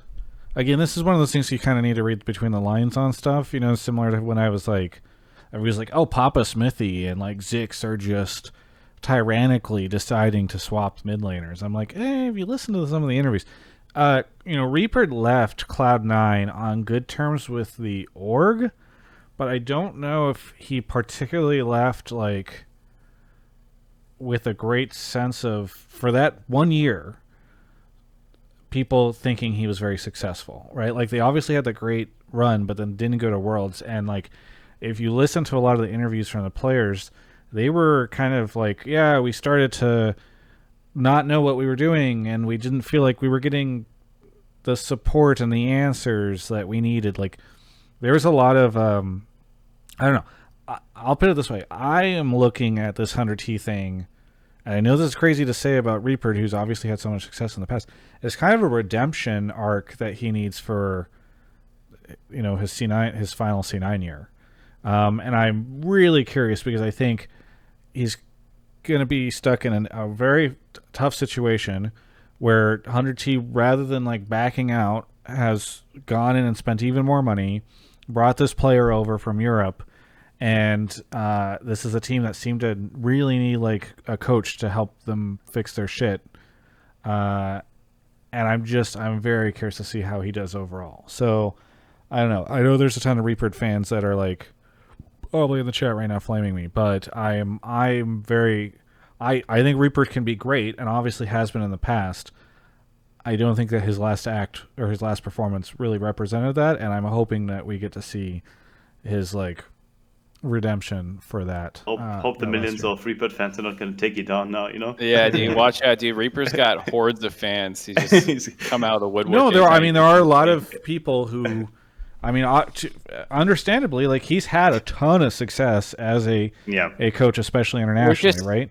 It's not like it's like a major pro player when you throw a little shade at them. Dude, I don't think. Do you remember? I mean, like the most random people will have the loudest, angriest fans, right? Like it is wild who has just like a very vocal group of people that'll be very upset if you say something. To the point, though, people often think because you get to see a player's performance day in, day out, in some sense on the Rift, not really day in, day out, but at least like on weekends and game days, you get to see their performance. People have an easier time dealing with the idea of peaks and valleys and slumps and performances and underperformances with players. And they don't really have that mindset about coaches, but it actually still holds very true. Like there's splits where as a coach, like you do a good job. Like you squash a lot of the problems and you like had a good read on the direction your team needed to go. And like you manage the personalities well. And like you grinded really hard the same way that like sometimes pro players grind really hard and they're doing great and all this stuff. And then there's for coaches, there's times where you don't address the problems fast enough or you do it poorly and you like burn some, bridges with some of the players and stuff like that. Like, coaches do have those arcs as well of their performance. And, just because a coach is a great coach, it doesn't mean that they can't make mistakes or have a bad split or something. And I think it's probable from what, like you're saying, like these interviews and stuff like that the last split with Reaper between the players and the coaches wasn't a great split. And that doesn't negate any of the great stuff he's done in the past and how many times C9 reached worlds and got out of groups under him and all this stuff. It doesn't invalidate any of that success to say there's a problem. The relationship had run its course and, they stuck with the players and released Reaper or whatever, who knows exactly what went down. So like, I don't think, I don't think you need to tiptoe around saying that like, something went wrong at C9, and it seemed like the players and him were no longer seeing eye to eye, and so he got let go. I just don't like waking up to shitty tweets, which is what happens when we post the show in the morning, and then I wake up, and then people are just, I pick up my phone, the first thing I see is some Reaper fan or somebody screaming at me. I don't think we said anything too offensive in that little It's all good. Don't worry, Travis. Yeah. I don't think they're going to kill you for that one. Don't worry, Travis. This is where you get a star GM like Papa Smithy to put people around Reaper to empower him to succeed. And nothing bad will happen. Yes, like, for example, in chat, Peter is saying, in 2018 Summer Splice, he's happy to admit they messed up by not thinking mages were good bot. Like, like these are Peter. What? E.g. Peter, we should say. In case people weren't sure, Peter Dunn. And so, like a lot of the times, coaches do have their own decisions and failings and good things that they do over the course of a split. And so I think you can view this as a little bit of either revenge or redemption arc, depending on how you want to paint it, for Reaper to come in, take a roster that people were, wanting to see more out of. And if he's able to just get them third, one spot improvement, take down TSM, people are going to be pretty happy. No. Yeah. You said revenge. So, Cloud9's not going to Worlds. Second year in a row.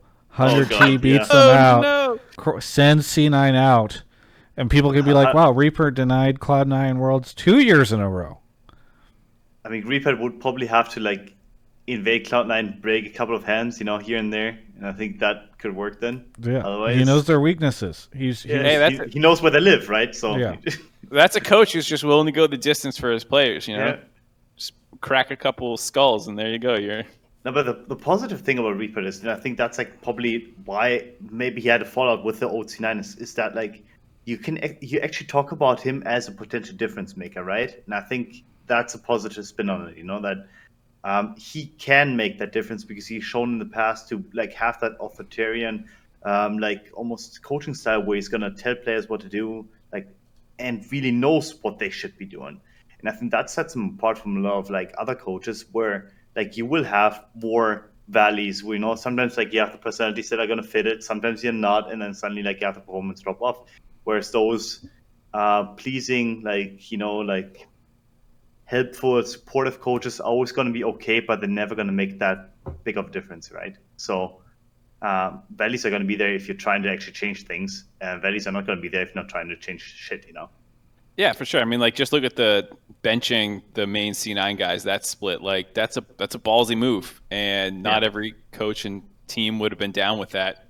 And like you're saying, sometimes that burns the bridges with the players and they hate you forever, but sometimes it rallies your team and makes you better. And you know, he's willing to make those moves. Hey, Right. Sorry, go ahead. I was gonna ask you if you had any shoutouts, Red Factor.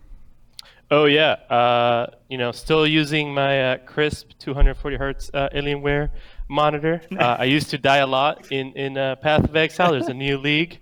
Now I can hit that logout macro right on time. Wow. Kobe, speaking of Path of Exile, Kobe was playing Path of Exile all weekend long. I went to bed on Friday night kind of early. I swear to God, I woke up at 4 a.m. He was still in his room screaming and playing. He was playing with a bunch of the Riot casters, too, at one point in time. So Yeah. Captain very Flowers familiar. goes hard, and so does someone else. I'm trying to remember who else goes hard. I mean, James has gone hard. All of us have gone pretty hard. Freak has gone pretty hard. Yeah. Anyway, thanks so much, Red Factor, for the call. Yeah, thank you for having me. Take care. Let's take a quick break, really quickly, to talk about our second sponsor of the evening. If I could put this in focus. Oh, okay, we're almost there. Game Fuel. Oh, you got a fridge? Yes, I said that at the start of the show. I don't listen to you. It just showed up today. I haven't filled it up completely, but I did put stuff. Maybe I'm going to go grab one after this break, because I had one at the start of the show, but kind I'm of thirsty. Yeah. Anyway, this they sent me this giant fridge. I thought it was going to be like a little mini fridge that I could sit on like the desk. I did not realize it was going to be. It's essentially a piece of furniture for my office, and my office is kind of small, so I might have to figure. You know, I can't promise it's always going to be there, because what you guys don't see is that I've squished some other stuff. This couch is now up against like a closet. Anyway, enough about the logistics of my room. Thank you to GameFuel for sending me this fridge. Mark, if you want one, I can try to get you one, but I get the feeling Ashley doesn't want that in the... Yeah, I would take one like right here next to me. Yeah. But I think, you know, behind this curtain is a very cute, aesthetically pleasing person? desk. Oh. Well, that too. But I was talking about the desk. and that person will not... Yeah, I was thinking about putting... ruin her aesthetic. I was thinking about putting in the living room, but I don't think it matches our mid-century modern look that we're going for out there, and Kobe might... You have anyway, a look. What? Yes. What? It didn't look like it had any cohesion. It's sick. Anyway, go check out Game Fuel. You guys can check out the description in the YouTube chat the YouTube description for links. I'm also going to go ahead and put it in the Twitch chat right now. And you can use code Travis to save 5% off. And also sometimes it doesn't work for people in very specific areas in the U.S. They've actually done a lot better job of expanding that availability. But if that's the case, you can actually get it off of Amazon as well. And I've seen some people do that, which has been very helpful. But either way, thank you so much to Game Fuel. Thank you for the fridge. This thing is awesome. And thank you to Kobe for helping me move it in from the front porch, because it is actually a lot. It looks, you might think it's not heavy. It's very heavy. And I'm very strong, so either way, thank you so much. Yes. Thank you, Game Fuel, for the sponsoring the show. All right. It's really common for you guys to room with one another, right? Like, is rent that high, or is it just like by choice, just for why do we live together? Yeah. Rent is pretty high in Los Angeles. I think LA and SF and New York are like the three most expensive cities. I think we also just like living together. Also, during non-pandemic time, he's the perfect roommate because he's literally never home. He goes and he goes to the gym, he goes to Riot, he eats at Riot, and then he stays at Riot and just plays video games there until like very late. And so I save a ton of money and get this nicer apartment, and then he's just never here. And so That's a good reason. Yeah, so it's a great situation. Now during the pandemic, when he's casting and he's screaming from the other side of this wall about who knows what's happening in a Dignitas Immortals game that he somehow ended up casting with Captain Flowers, even though they should never have to cast a Dignitas Immortals game. Then it is a little distracting. So I'm a little excited for whenever he can end up back in the studio again, because it's a little less loud. Anyway, I'll get the next person. thank you. In the chat, we got some subs. Kyle0808, long time no see. Actually, you've been popping up a little bit more lately, but you have been a little bit busy. Thank you for the 39 months at tier 2. Epic Yones, thank you for the prime. Blaine Blasphemy, the Chaste One, Chris Giro, and then Chris Giro gifted 5 subs. I really do appreciate it. So many people gifting for the first time tonight. Again, I think people are just getting their tax refunds, and it's nice. People say Travis doesn't watch the games confirmed. Here's the fucking problem. He's spamming spoilers at me because there's a delay. And so I'll hear him be like, and that's the game. TSM is gonna, storm the Nexus, and then I'm like, okay, well, this game is done. So I do watch the games. It's just like it's a little distracting whenever he's spoiling it for me. Yeah. My PS, thank you for the 41 months. Holy shit. Wait, My PS, do you still have your wrench? Did you lose it again? I can't keep up with you. What's taking Mark so long? What did you... are you going to go to sleep after this? Amazing. What's your sleep schedule like? Usually like 4 a.m., 3 a.m., go to sleep. Okay. Make sure that I get enough solo queue games in. Right. But yeah, I guess I should probably go to sleep after this one. Boxcar is here. Boxcar, where are you calling from? I am calling from Atlanta, Georgia. Ooh, you're a little quiet. I'm turning you up, but if you can get a little closer to your microphone, that would be great. Is that any better? Yeah, you were saying Atlanta, Georgia, yes? Yes, Atlanta, Georgia. What do you want to talk about on the show? I said that the pickup of Abbedagge is a really good move by 100 Thieves, and it makes them a championship contender. And it also kind of shows that 100 Thieves is the only good new org who's actually made like legitimate roster moves to compete. Oh, we were very specific, and then we went very broad. Okay. Yeah. Why is Abbedagge such a great pickup? So it's I heard he was middle of the pack. So I think he may be middle of the pack in Europe, but middle of the pack not really in skill. But Abbedagge, I think, could be third, maybe even second. Might be able to beat Jensen out. Based on if things click and all that. I also think Reaper's a really good pickup, which allows them to actually be is another main component of being a contender. Do you want me to kind of go into that now, or do you want to? No, I mean, it seems like you kind of have two takes here, so I'm just kind of trying to break down which one is you feel stronger about. Sounds like you've got a lot of faith in Abbedagge, and you think he's going to be really good over here. Well, the Abbedagge and Reaper combo, but yeah. Okay, so let's just take your faith and apply it. What does this mean about 100T being best new org, etc.? So the new org thing, I think other new organizations have done some good moves that could possibly lead to a championship, but then they don't cross the finish line. I can say the example of EG or FlyQuest, if you want me to. Sure. Sure. Go ahead. So with EG, I think Impact, Svenskeren are really good players. I think Jizuke is a really good player. But with championship teams, there's always you have your star players and you have your role players. I think Svenskeren and Impact are really good people to have as your role players, but they shouldn't be who you're looking for to be your number one guy. So they never fully get across. They have these good role players, but then they pick up another decent role player like Deathly or Ignar and Jizuke. I feel like they have 5 role players instead of solid role players and a star per se. And then how that ties into 100 Thieves is their bot lane, I think, has an argument of being the best in the league. Abbedagge can be a top 2, maybe top 3 mid laner in the league. If ssumday and Closer can actually connect the split, they can be a top 1 or 2 duo up there. So one thing I've noticed is that you seem to be saying like championship teams, or like none of these other teams have done a good job of building like a championship team. Do you think that the 100T roster that has been built is a championship contender? I think so, because I think they stack up in like they could stack up within like top 1 through 3 in each position. That's the And have a stretch. good coach. That's tough for me because I don't. It's like, I mean, again, I think we've spent a lot of time talking about them as potentially a third making it to Worlds. I don't know.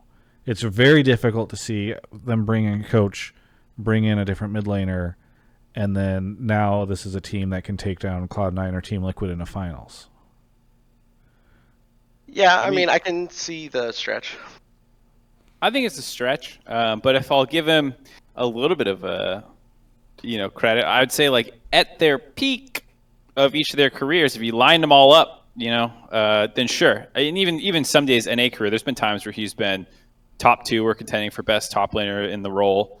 Blabber's basically been the best jungler since he's earned his starting spot. But maybe closer and Santorin could go toe to toe. Mid lane again, Perks is probably going to be better than Abbedagge every time, but maybe it's close. Maybe he can edge out Jensen. The bot lane was the strongest point for them last year. I would say they had the best laning bot lane. I think he dropped off a little bit in terms of his playmaking, especially outside laning phase, but he had good roams and stuff before. So sure, if literally every star aligns, then they could be challenging for some of the best in role across the board. I just don't think that, I wouldn't bet on that to happen. Yeah. I will say, go ahead, Amazing. I mean, what you talked about like Abbedagge potentially being like obviously top 2, right? That's what he kind of said, right? I think the good thing about Abbedagge, no matter what is, and I kind of like have been thinking about this now, is that he's actually giving ssumday the option to like kind of not have to be the main carry, right? We talked about role players a bit and like star players.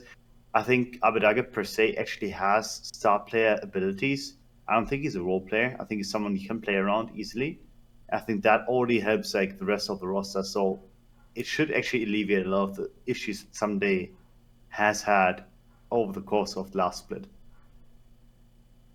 I agree with that too, because like the 100 Thieves playstyle that they had with Demonte and like kind of the Golden Guardians way was very early game oriented. Even on Golden Guardians, they were often playing with like priority and Nidalee jungler to like try and make plays and stuff. And they, that's kind of been their entire identity. But I don't think in theory it needs to be like that. Like ssumday's a good team fighter, FBI is a good team fighter, Abbedagge is going to be a good team fighter, and their team fighting was pretty bad last split. But if they actually start coordinating better, like they can have an identity where like Abbedagge and FBI are like 2 of your big threats, and ssumday is more filling in the cracks of the team comp and stuff like that. And like I think that they can find a good play style.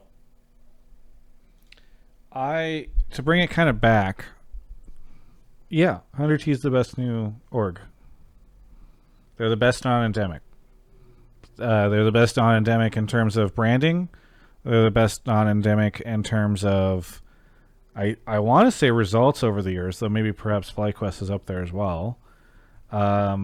They are the best non-endemic in terms of, I don't know, sponsorship, what they've been able to do from a sponsor perspective and building fandom and all this stuff. And so I'm never gonna disagree with that. They came in, they spent a lot of money. They've certainly brought in a ton of sponsors. I think that has helped them do that. And they've made a name for themselves in the league. And I think they are very obviously the 4th most popular team in the league right now. So, yeah, 100%. I agree with that. I don't know if anyone would disagree. I have a follow-up question, if I can maybe ask. Sure. Mark, I know you watch basketball a lot. And my point, like kind of an analogy for this would be, like I'm not necessarily saying 100 Thieves will win the split or will win a championship, but I think it's the first time a new team has been able to contest. So like if you would like the Lakers are probably going to win again, but like if you said the Milwaukee Bucks might, like I think the 100 Thieves are the Milwaukee Bucks in the scenario where it's like, hey, like they could win a championship this year. I mean, they've been to finals before, to be clear. Yeah, I remember that, but I didn't think there was actually a chance they'd win that. I've never thought that one of the other newer orgs could actually win the championship they were in. I definitely feel like they had a better chance of winning in that year. Like, I don't even know if they're going to make finals this year. Like, I would be surprised if they end up in the finals over C9 and TL, or TSM somehow get in there. I don't know. Like, it's tough for me. It's tough. I mean, well, we'll just have to go with Amazing's, guarantee that TL implodes and 100 Thieves goes over. Was a guarantee. I agree. I actually put a couple K down, just to make the bet. Jesus. I'm hoping Amazing's right. Boxcar, thank you so much for the call. Anything you want to shout out before we move on to the next caller? Yeah, well, the first off, the obvious shout out of Game Fuel and Alienware. Thank them for, supporting you and your content. I've been a long time watcher. This is my first time calling. I've also been a huge TSM fan since the beginning of Season 4. When Bjergsen joined, so Amazing. I've been a fan of yours for a long time, and I remember watching, Worlds that year and that, Samsung White series. But good one. Huge fan of all you guys. I'm glad to be on. Hope you guys have a good night. Boxcar, thanks so much. It's always nice to hear. And hey, if 100T ends up winning this, you're gonna look like a god. I'll catch you next time. Maybe. Yep. See ya. See ya. All right. We've got 2 more callers to go. We got Dasher7777, thank you for the 10 months, and Lit Drummer Boy for the 9 months. How you guys doing in Twitch chat? Taking a look at folks, seeing some interesting stuff. The light, I think I saw the light, right? Amazing. The sun is up now. I saw you pull back your curtain. Starting, yeah. Starting. Yeah. Oh yeah. Oh boy. It is definitely bright out there. Ziphex is here. Ziphex, is that how you say the name? Yeah, that's fine. Where are you calling from? I'm calling from Denmark. Denmark. My God. I don't know what it is with the most recent episodes, but I feel like we've had more international callers than we've had. I mean, Amazing's bringing all the Europeans over. Maybe, but he's not. We've had a bunch recently on other calls too, so I don't, maybe North America is just no longer watching LCS. We've now... Truly, it is. We don't realize. Check we your filled YouTube our analytics. league with import players, and now only people from those regions watch our league. We import percents. Yeah. Yes. Oh no. Ziphex, don't tell the North American market or marketing budgets. Ziphex, what do you want to talk about on the show? Yes, I'm gonna steal your topic from earlier. So ever since the Immortals and Ember days, I think the teams have inflated the salaries to a point where it is no longer sustainable or profitable at all. And the whole culture in NA is just that you have to spend insane money to become good, and we see that with Reggie bragging about spending more money on one player than another team on their entire budget, which I think is pretty crazy to be bragging about. I think it's quite pathetic, if I have to be honest. And I think some teams realize this, and that is why they try to enforce the import rule. And due to backlash, they just ignored it at this point. So yeah, I think NA is quite doomed unless something changes. I just wanted to hear your thoughts. So you were saying you think some of the teams wanted to lift the import rule to help bring prices down on salaries? Yeah, exactly. Okay. Oh boy. Yeah. I mean, yeah, I agree. I don't think teams should be spending this much money. I think when I see Nadeshot tweet question mark at somebody who's talking about how expensive it is to be in North America and the LCS and to be competitive, that's question mark. That's how I feel to this entire league. All right. I mean, to be fair, I think those question marks may have been directed at, like, because Sabi also worked for one of these at a certain point, right? So maybe it was more like, yeah, why would anyone from a different team that is also spending a shit ton of money, like EG does, right, suddenly decide to partake in talking about the NA infrastructure when they're part of the issue, right? I think that's at least my interpretation of it, But I'm looking. Hang on, I'm looking up the. tweet- I think you are. I mean, I know you're right about the like she used to be there, but. What are you looking up? She works at EG now. No, I was looking at the total payroll for EG. And you know what? I'm going to agree. It is very strange because EG spends a fuck ton of money. no, That's a fair Leak it all, Travis. When's your wins per dollar spent thing coming out? when I Exactly. I'm looking get off forward my to that ass one. and do it. I should have done it last week because I have the data now. But my apologies to people who've been waiting for that. It's my failure as a human being. At least we can use it for next week's episode. But yeah, I had assumed, based off that comment that EG was. I mean, everyone knew EG spent a fair amount. I mean, like the roster's not going to be cheap. Impact was probably worth a pretty penny. Some of the FlyQuest, like Ingnar and Sven from C9. I don't know if he's still on that first contract still. So like, I can see a world where their roster is not cheap. It's not in the kind of rebuilding team category. But if it's still close, if it's closer to the competing team's salary, that is surprising. I mean, it's weird because buyouts are so crazy, and the buyouts are not listed in your total payroll. They still might be way lower than what these other teams paid, which is scary because the EG number is so high. But like, Right, I don't think they had any buyouts this year. At least they certainly did last year, but I don't think they had really because Impact was free agent, and they were all free agents. I think they bought. No, yeah, you're right. They bought Sven in the initial deal from C9 yes. with Zazel and a couple others, but no one else is. Yeah. Right. So actually, I mean, you can kind of look at it both ways. Nadeshot can be like, well, your payroll is so high. On the other hand, EG can be like, why are people spending $1 million in the middle of the year to pick up what Amazing says is a mid-tier mid laner out of Hey! I said upper middle class. Middle okay? of the pack. Middle of the pack. Sorry. No. I said upper middle class. You said upper middle class, which doesn't make sense. That's like an economical term. It makes perfect sense. It makes perfect sense. Mark Zimmerman. I know it's an economical term, but I'm saying he sets himself apart from the middle of the pack, I would say, but he's not quite at the same level that I'd put Caps at. But he can compete with Larson, and he can compete with Humanoid on a given day.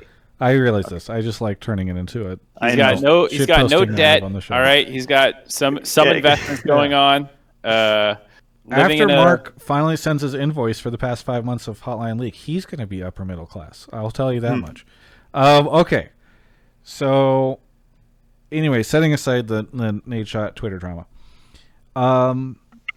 Yeah, it's unsustainable. This shit's unsustainable. We can't keep spending this much money. The league is not going to make enough money to compensate for this. Certainly not whenever the league can't get media rights fucking sold for it. Like, it's just, we're not there. Viewership is sliding a bit. Like, it's fine. It's not like the whole league is going to collapse, but, like, we need to stop acting as though we have, it makes sense to spend $5 million plus in total payroll, plus buyouts, plus whatever, a year, when these teams are probably lucky to be generating a couple million a year. But how much of these spending patterns is tied to, like, I mean, this, I could just be sounding stupid here, right? Because I've seen obviously like the almost like overspending or overproduction of like the facilities and everything like that they proclaim to have, like, built 35 million, 50 million facilities, like dollar facilities.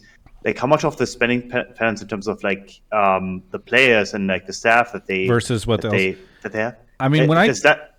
Oh, go ahead. Yeah, my question is whether does that tie into like trying to stay like, I mean, trying to like reel in more and more venture capital and to basically like kind of say, okay, this is what we need to spend in order to like, grow continuously. So we have to spend this, and like venture capital, please spend more on us and everything like that to kind of keep the payroll going. So I think there's a lot of different things here, and it depends on the team. So I think if you are Team Liquid, you have told everyone that you're the best and you're the most competitive team and that you will spend whatever it takes to win.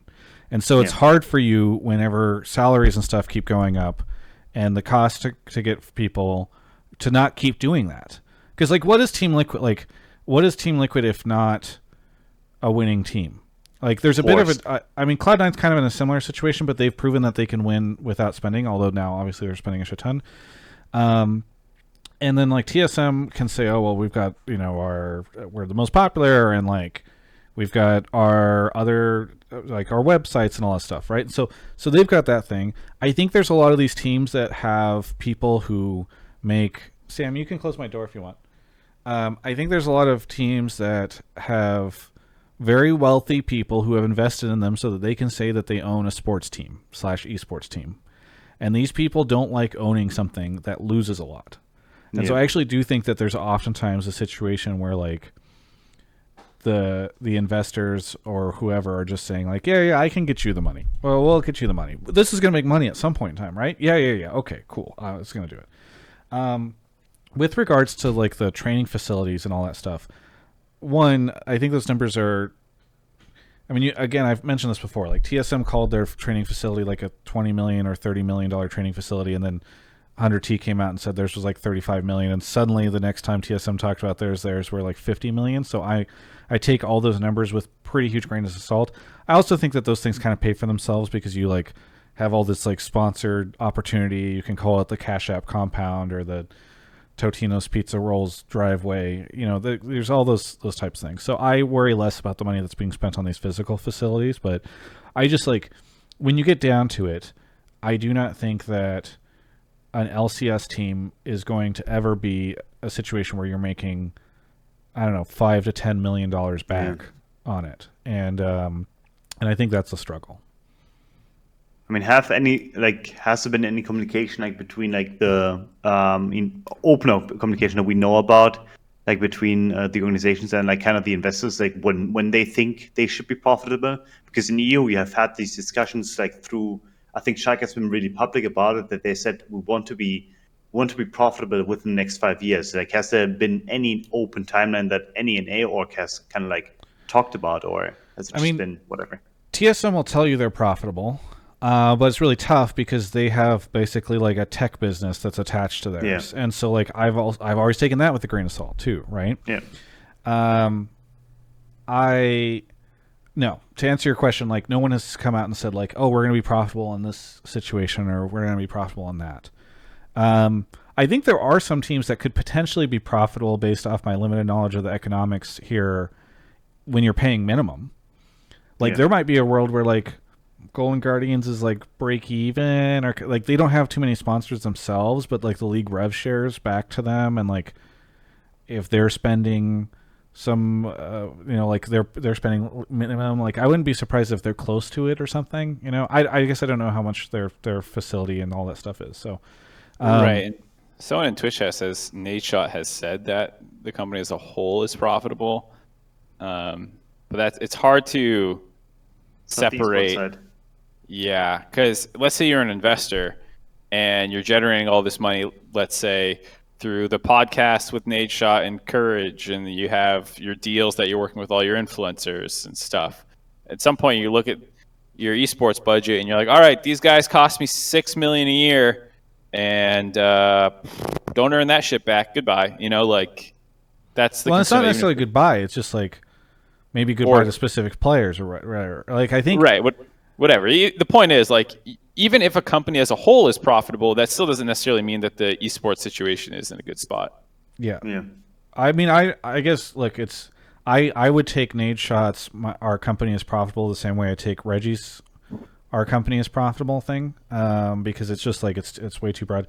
And like again, unless my understanding of sponsorship valuations in this space are completely wrong, and maybe they are, I don't know, and my understanding of what the league is probably making is completely wrong, what their rev sharing back, like I can't imagine that the league team turns a profit.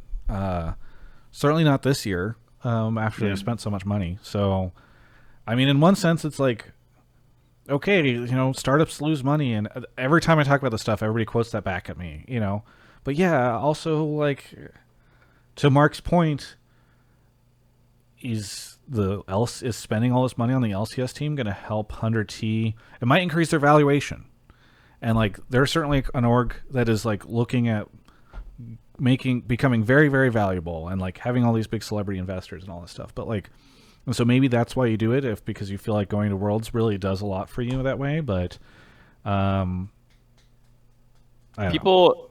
else people are throwing is like, oh man, 100 Thieves merch drop. Of course they're profitable, and they're saying all this merch stuff. And again, yeah, right. Almost selling so much fucking merch for 100 people. Like I was about to say again. You look at your YouTube analytics. You look at where the traffic's getting driven from. Like, assuming you have anyone competent running your sales team, you can quickly figure out where people are or why people are clicking that. And I would bet the esports team is not the one. Someday tweeting out like, "Check out our new dope streetwear," is quite as powerful as Valkyrie doing it. Yeah, I mean, I'm really curious. Here's a question that I'd love to ask Nate Schott that I'd never be able to get an answer to, and it's probably more of a Ron Jobinson question. But would you rather Ron Jobinson? It's his Twitter handle. I know, it's so funny. I know. But would you rather have your LCS team, or would you rather have Valkyrie and Courage? If you could only have one of those. There's a train heading at your LCS team and a car full of your top influencers. And you can, it's not just your team, it's your spot. Divert the train. You're going to lose your LCS spot, or you're going to lose Courage and Valkyrie. My gut feeling tells me that would actually choose the LCS team. To save or to send the train at? To save. No, but because like I do feel like that they're really committed to the cause of like trying to make that esports team actually work. It's not. I mean, when I was there, obviously after the first-hand experience, that I really felt like there was commitment, especially from the higher ups, to actually make things work, which is something you don't really have with every organization. Where some organizations are like, I guess just let it be, and it sort itself out, right? But yeah, like, I mean, to come back to the point, I guess To me, it's still so baffling that this whole venture capital kind of thing actually established itself and became such a norm for the LCS as a standard, right? Because if you look at the history, like season 4, season 5, NA didn't pay much more than EU, if at all, right? And then suddenly, like, shit hits the fan, and we have no Winston coming over. And making a bit of a scene, and for some reason, instead of like actually trying to hedge against it, everyone else just thought this would be a good idea to kind of join in on. And it must be purely based upon future evaluations that you just hope that this will allow your company to grow faster. But it seems really weird for like some of those grassroots teams to actually have picked it up in that kind of manner, and given up ownership stakes and that kind of stuff in favor of investors. Well, it's because, like, I would love to know what Riot sold these guys. Like, whenever you say this is going to be, you have to give us $10 million, and it's going to be huge, and League is going to be a multi-generational sport, and all the stuff that they say, and the numbers at the time, the LCS numbers were like good. We had not hit the speed bump that we'd hit, and you're seeing sold at Madison Square Garden, et cetera, et cetera. Like, again, remember that it's not just VC. A lot of these are like NBA teams or whatever, right? Saying, hey, we're going to spend $10 million to get in, and then like our budget is like $3 to $5 million. Like, that's a rounding error a lot of the time. Maybe not in a post-pandemic here. I don't know about that. But like, for like a Golden Guardians or something like that, when they're lifting trophies in the NBA, spending that much money is probably not that spooky. Obviously, this year it's very different. Same thing. Same thing for FlyQuest. FlyQuest was spending so little at the time, and they're owned by very rich people. Like, I don't own a house in LA, but some of these people own multiple homes in LA, and so adding a team is very easy. It's like buying another house. So I don't know. I am not surprised that this happened. Obviously America has like a crazy startup culture. All these wealthy people have invested into traditional sports teams that have seen their valuations skyrocket. Oh man, I need to find the worst fucking esports quote I've ever seen because it's so related to this. But Mark, fill time for me.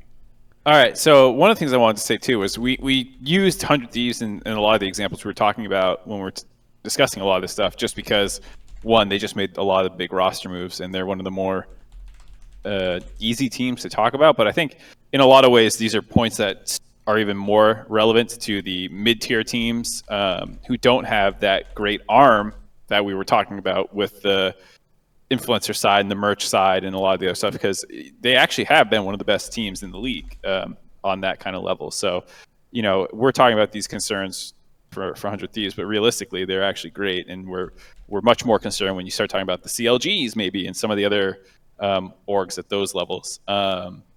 And you know, I actually think 100 Thieves has been phenomenal for the scene, like we've said, and the questions are much broader about the entire ecosystem than just 100 Thieves, though we often use them as the focus for this episode. Yeah, this amazing. You fill like time now. They will forever be stuck in this pattern of like having to keep spending. You know, just like kind of warrant their investments so far. You know, it's like sunk cost fallacy to a certain extent, but like I just wonder how it's going to happen that people are going to pull their money out. You know, if it ever happens, and under which circumstances, what makes them do that? You know? Yeah, because I mean, even though we've been in not relegated, the franchise system, excuse me. We have still seen turnover, like Clutch Gaming dipping out and Dignitas taking over. You know, there has been some sales of teams. So, I mean, I'm not exactly sure what all the motivations were for some of those changes, but you know, Echo Fox is gone, Optic is gone. You know, I'm just. It's not like it's been 100% like these are the 10 teams we picked, and everyone, you know, probably had 3 to 5 year valuations of where they wanted the league to be. And the fact that like not all 10 are still here means some stuff has probably gone wrong on that. I don't know, Travis, how much more time do you need? Leon, I can't find it. I will find it at some point in time before the end of the episode. But Ted Leonsis, who is one of the investors in Team Liquid, said back in 2019 that Team Liquid was worth more than the Capitals when he bought them. And the Capitals are Washington's hockey team. Yeah. So whenever you see stuff like this, you know, I think that's when you're like, oh, well, of course, you know, like these teams are popping off in valuation. And like, again, if you think Team Liquid is worth $200 million, then like, why shouldn't you pay one of your players $500,000 more, or pay $1 million to get like the player that's going to help you, that you think is going to help you win worlds, even though again, like things don't really seem to go that way. Ziphex, I know we've rambled and gone on for quite some time, but I hope this addresses a lot of your thoughts. I think it does. So. Very good. Anything you want to shout out before we go on to our last caller?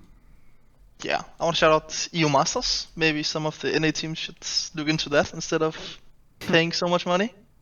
I think that's maybe a good idea. And just shout out to you, Travis. I think you're doing a great job with this. Thank you. I try. I agree. Ziphex, thank you so much for the call, and we'll catch you next time. See ya. All right, off to our last caller right now. Mark is grabbing him. For Kobe, thank you for the 20 months. Chef Daddy 93, thank you for the 14 months. AO Fishy, Jaffe 58, thank you all for the subs. WardenWinter is here. Warden, what do you want to, where are you calling from? I'm actually calling from State College, Pennsylvania now instead of Idaho. Well, welcome and congratulations on the move. Hopefully you've enjoyed it. What do you want to talk about on the show? So I've got a real hot take here. The Travis Gafford Industries, the real future, is in the books content area, not in esports. Is this actually the call? Time to it.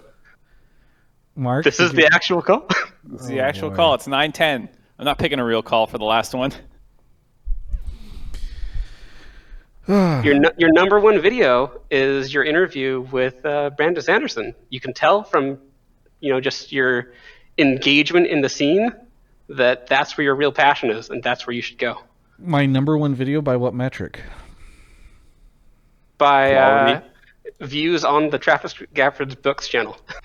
Oh yes, but I feel like I have another channel that perhaps is amazing. Do you read? Yeah.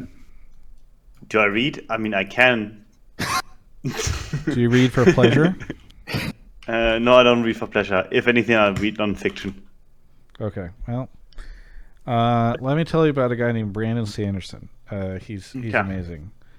Okay, well, I don't know.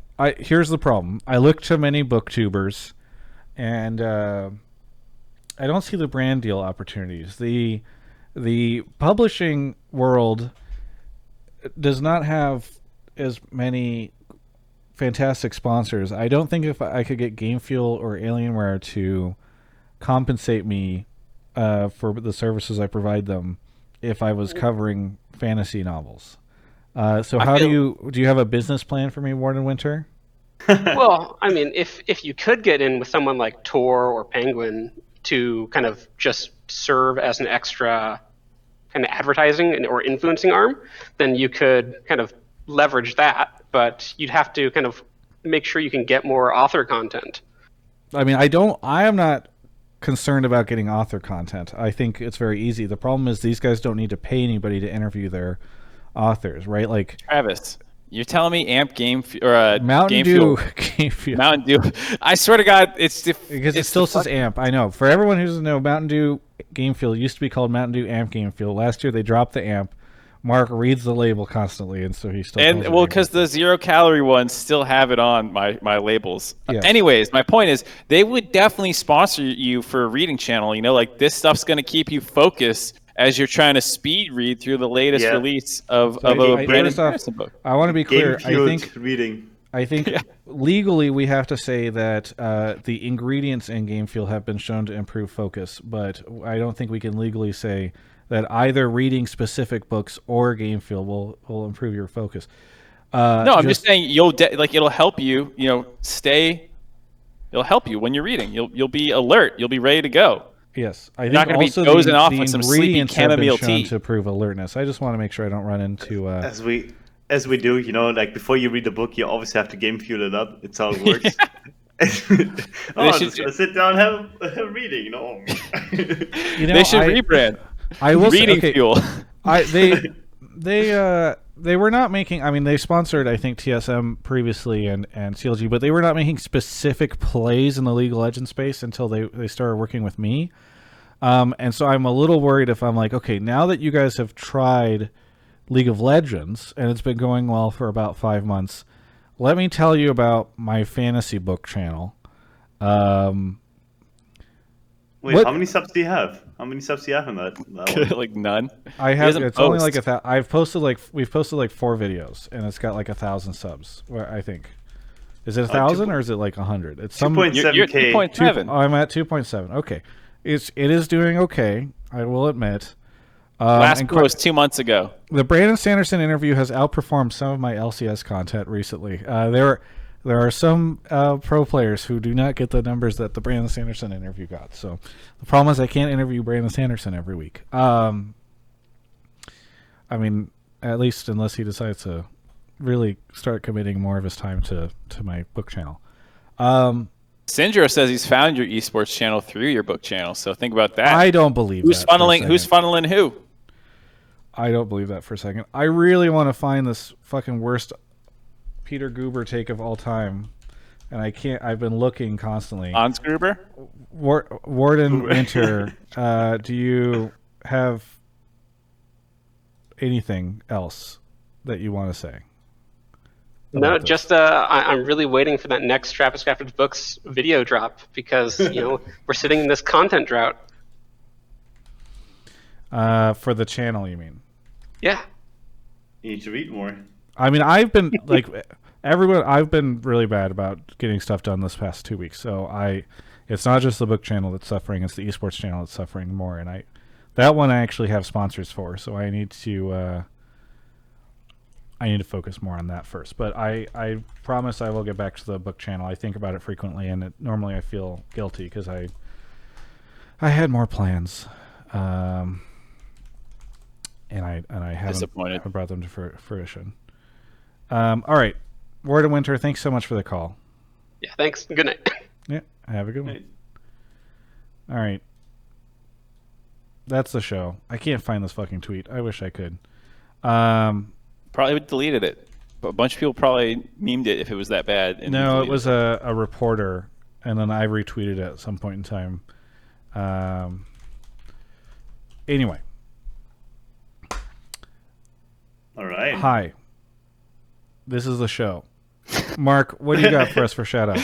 This is the most distracted ending to the show I've ever seen. It is, because I'm just so tilted, because that tweet sums up every problem that exists with the investments that have been made into esports. Mark, what do you got for us? What do you want to shout out? Nothing. Pokemon Snap is a week and a half away. I can't wait. Are you going to play it? I don't think it's going to be... I remember liking the original Pokemon Snap. That thing was very short. It was pretty quick to beat if you knew what you were doing. But, I had a great time with it, and it looks like there's a bunch of new features. So, there you go. I get the feeling that people are going to be... Oh, go ahead. Is it the one we have to take pictures of? Yeah. Or what is Fuck it? yeah. Okay. Respectable. Well, that's it. That's all I have going on. That's it. Okay. Wait, how are you actually... You want to ask me if I'm working MSI? Is that what you're about to ask? I don't know. I'm just curious. Yeah, are you not doing much? Who can say? Okay. That's a yes right there. That's a yes. He's working. Or it's a no. But he's Could also be a not no. on site, so he's not priority. He's just... What do you got for us, Amazing? What do you want to shout out? Shout out to the Good Morning Sun that I can now see. It just came up, and a couple of trains in the back. I think that's about it. Got nothing more. Well, and I guess to my solo queue teammates that have carried me back to 400 LP, I'm really appreciative. Thank you guys. You didn't do anything yourself. You just got carried. That's how it is. I found it. I fucking found it. It wasn't Goober. It was Ted Leonsis. That's why I was having such an issue. Let me see if I can pull this tweet up. Okay, Ted Leonsis. This isn't the greatest fucking tweet of all time. I'm going to be so mad. Yeah. You've been talking about it for like 20 God! minutes. It's not a... what? That's it? I don't know why it's not. Dude, this is so... That's great, you know. I'm glad you found that. Hang on.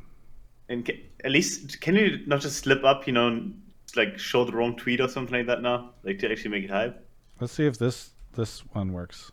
Why is Twitter... Stop trying to look at it in incognito windows. Okay, here we go. I'm not. I'm bringing it in as a source to the thing. Okay, so this is back in 2019, May of 2019. Ted Leonsis was on,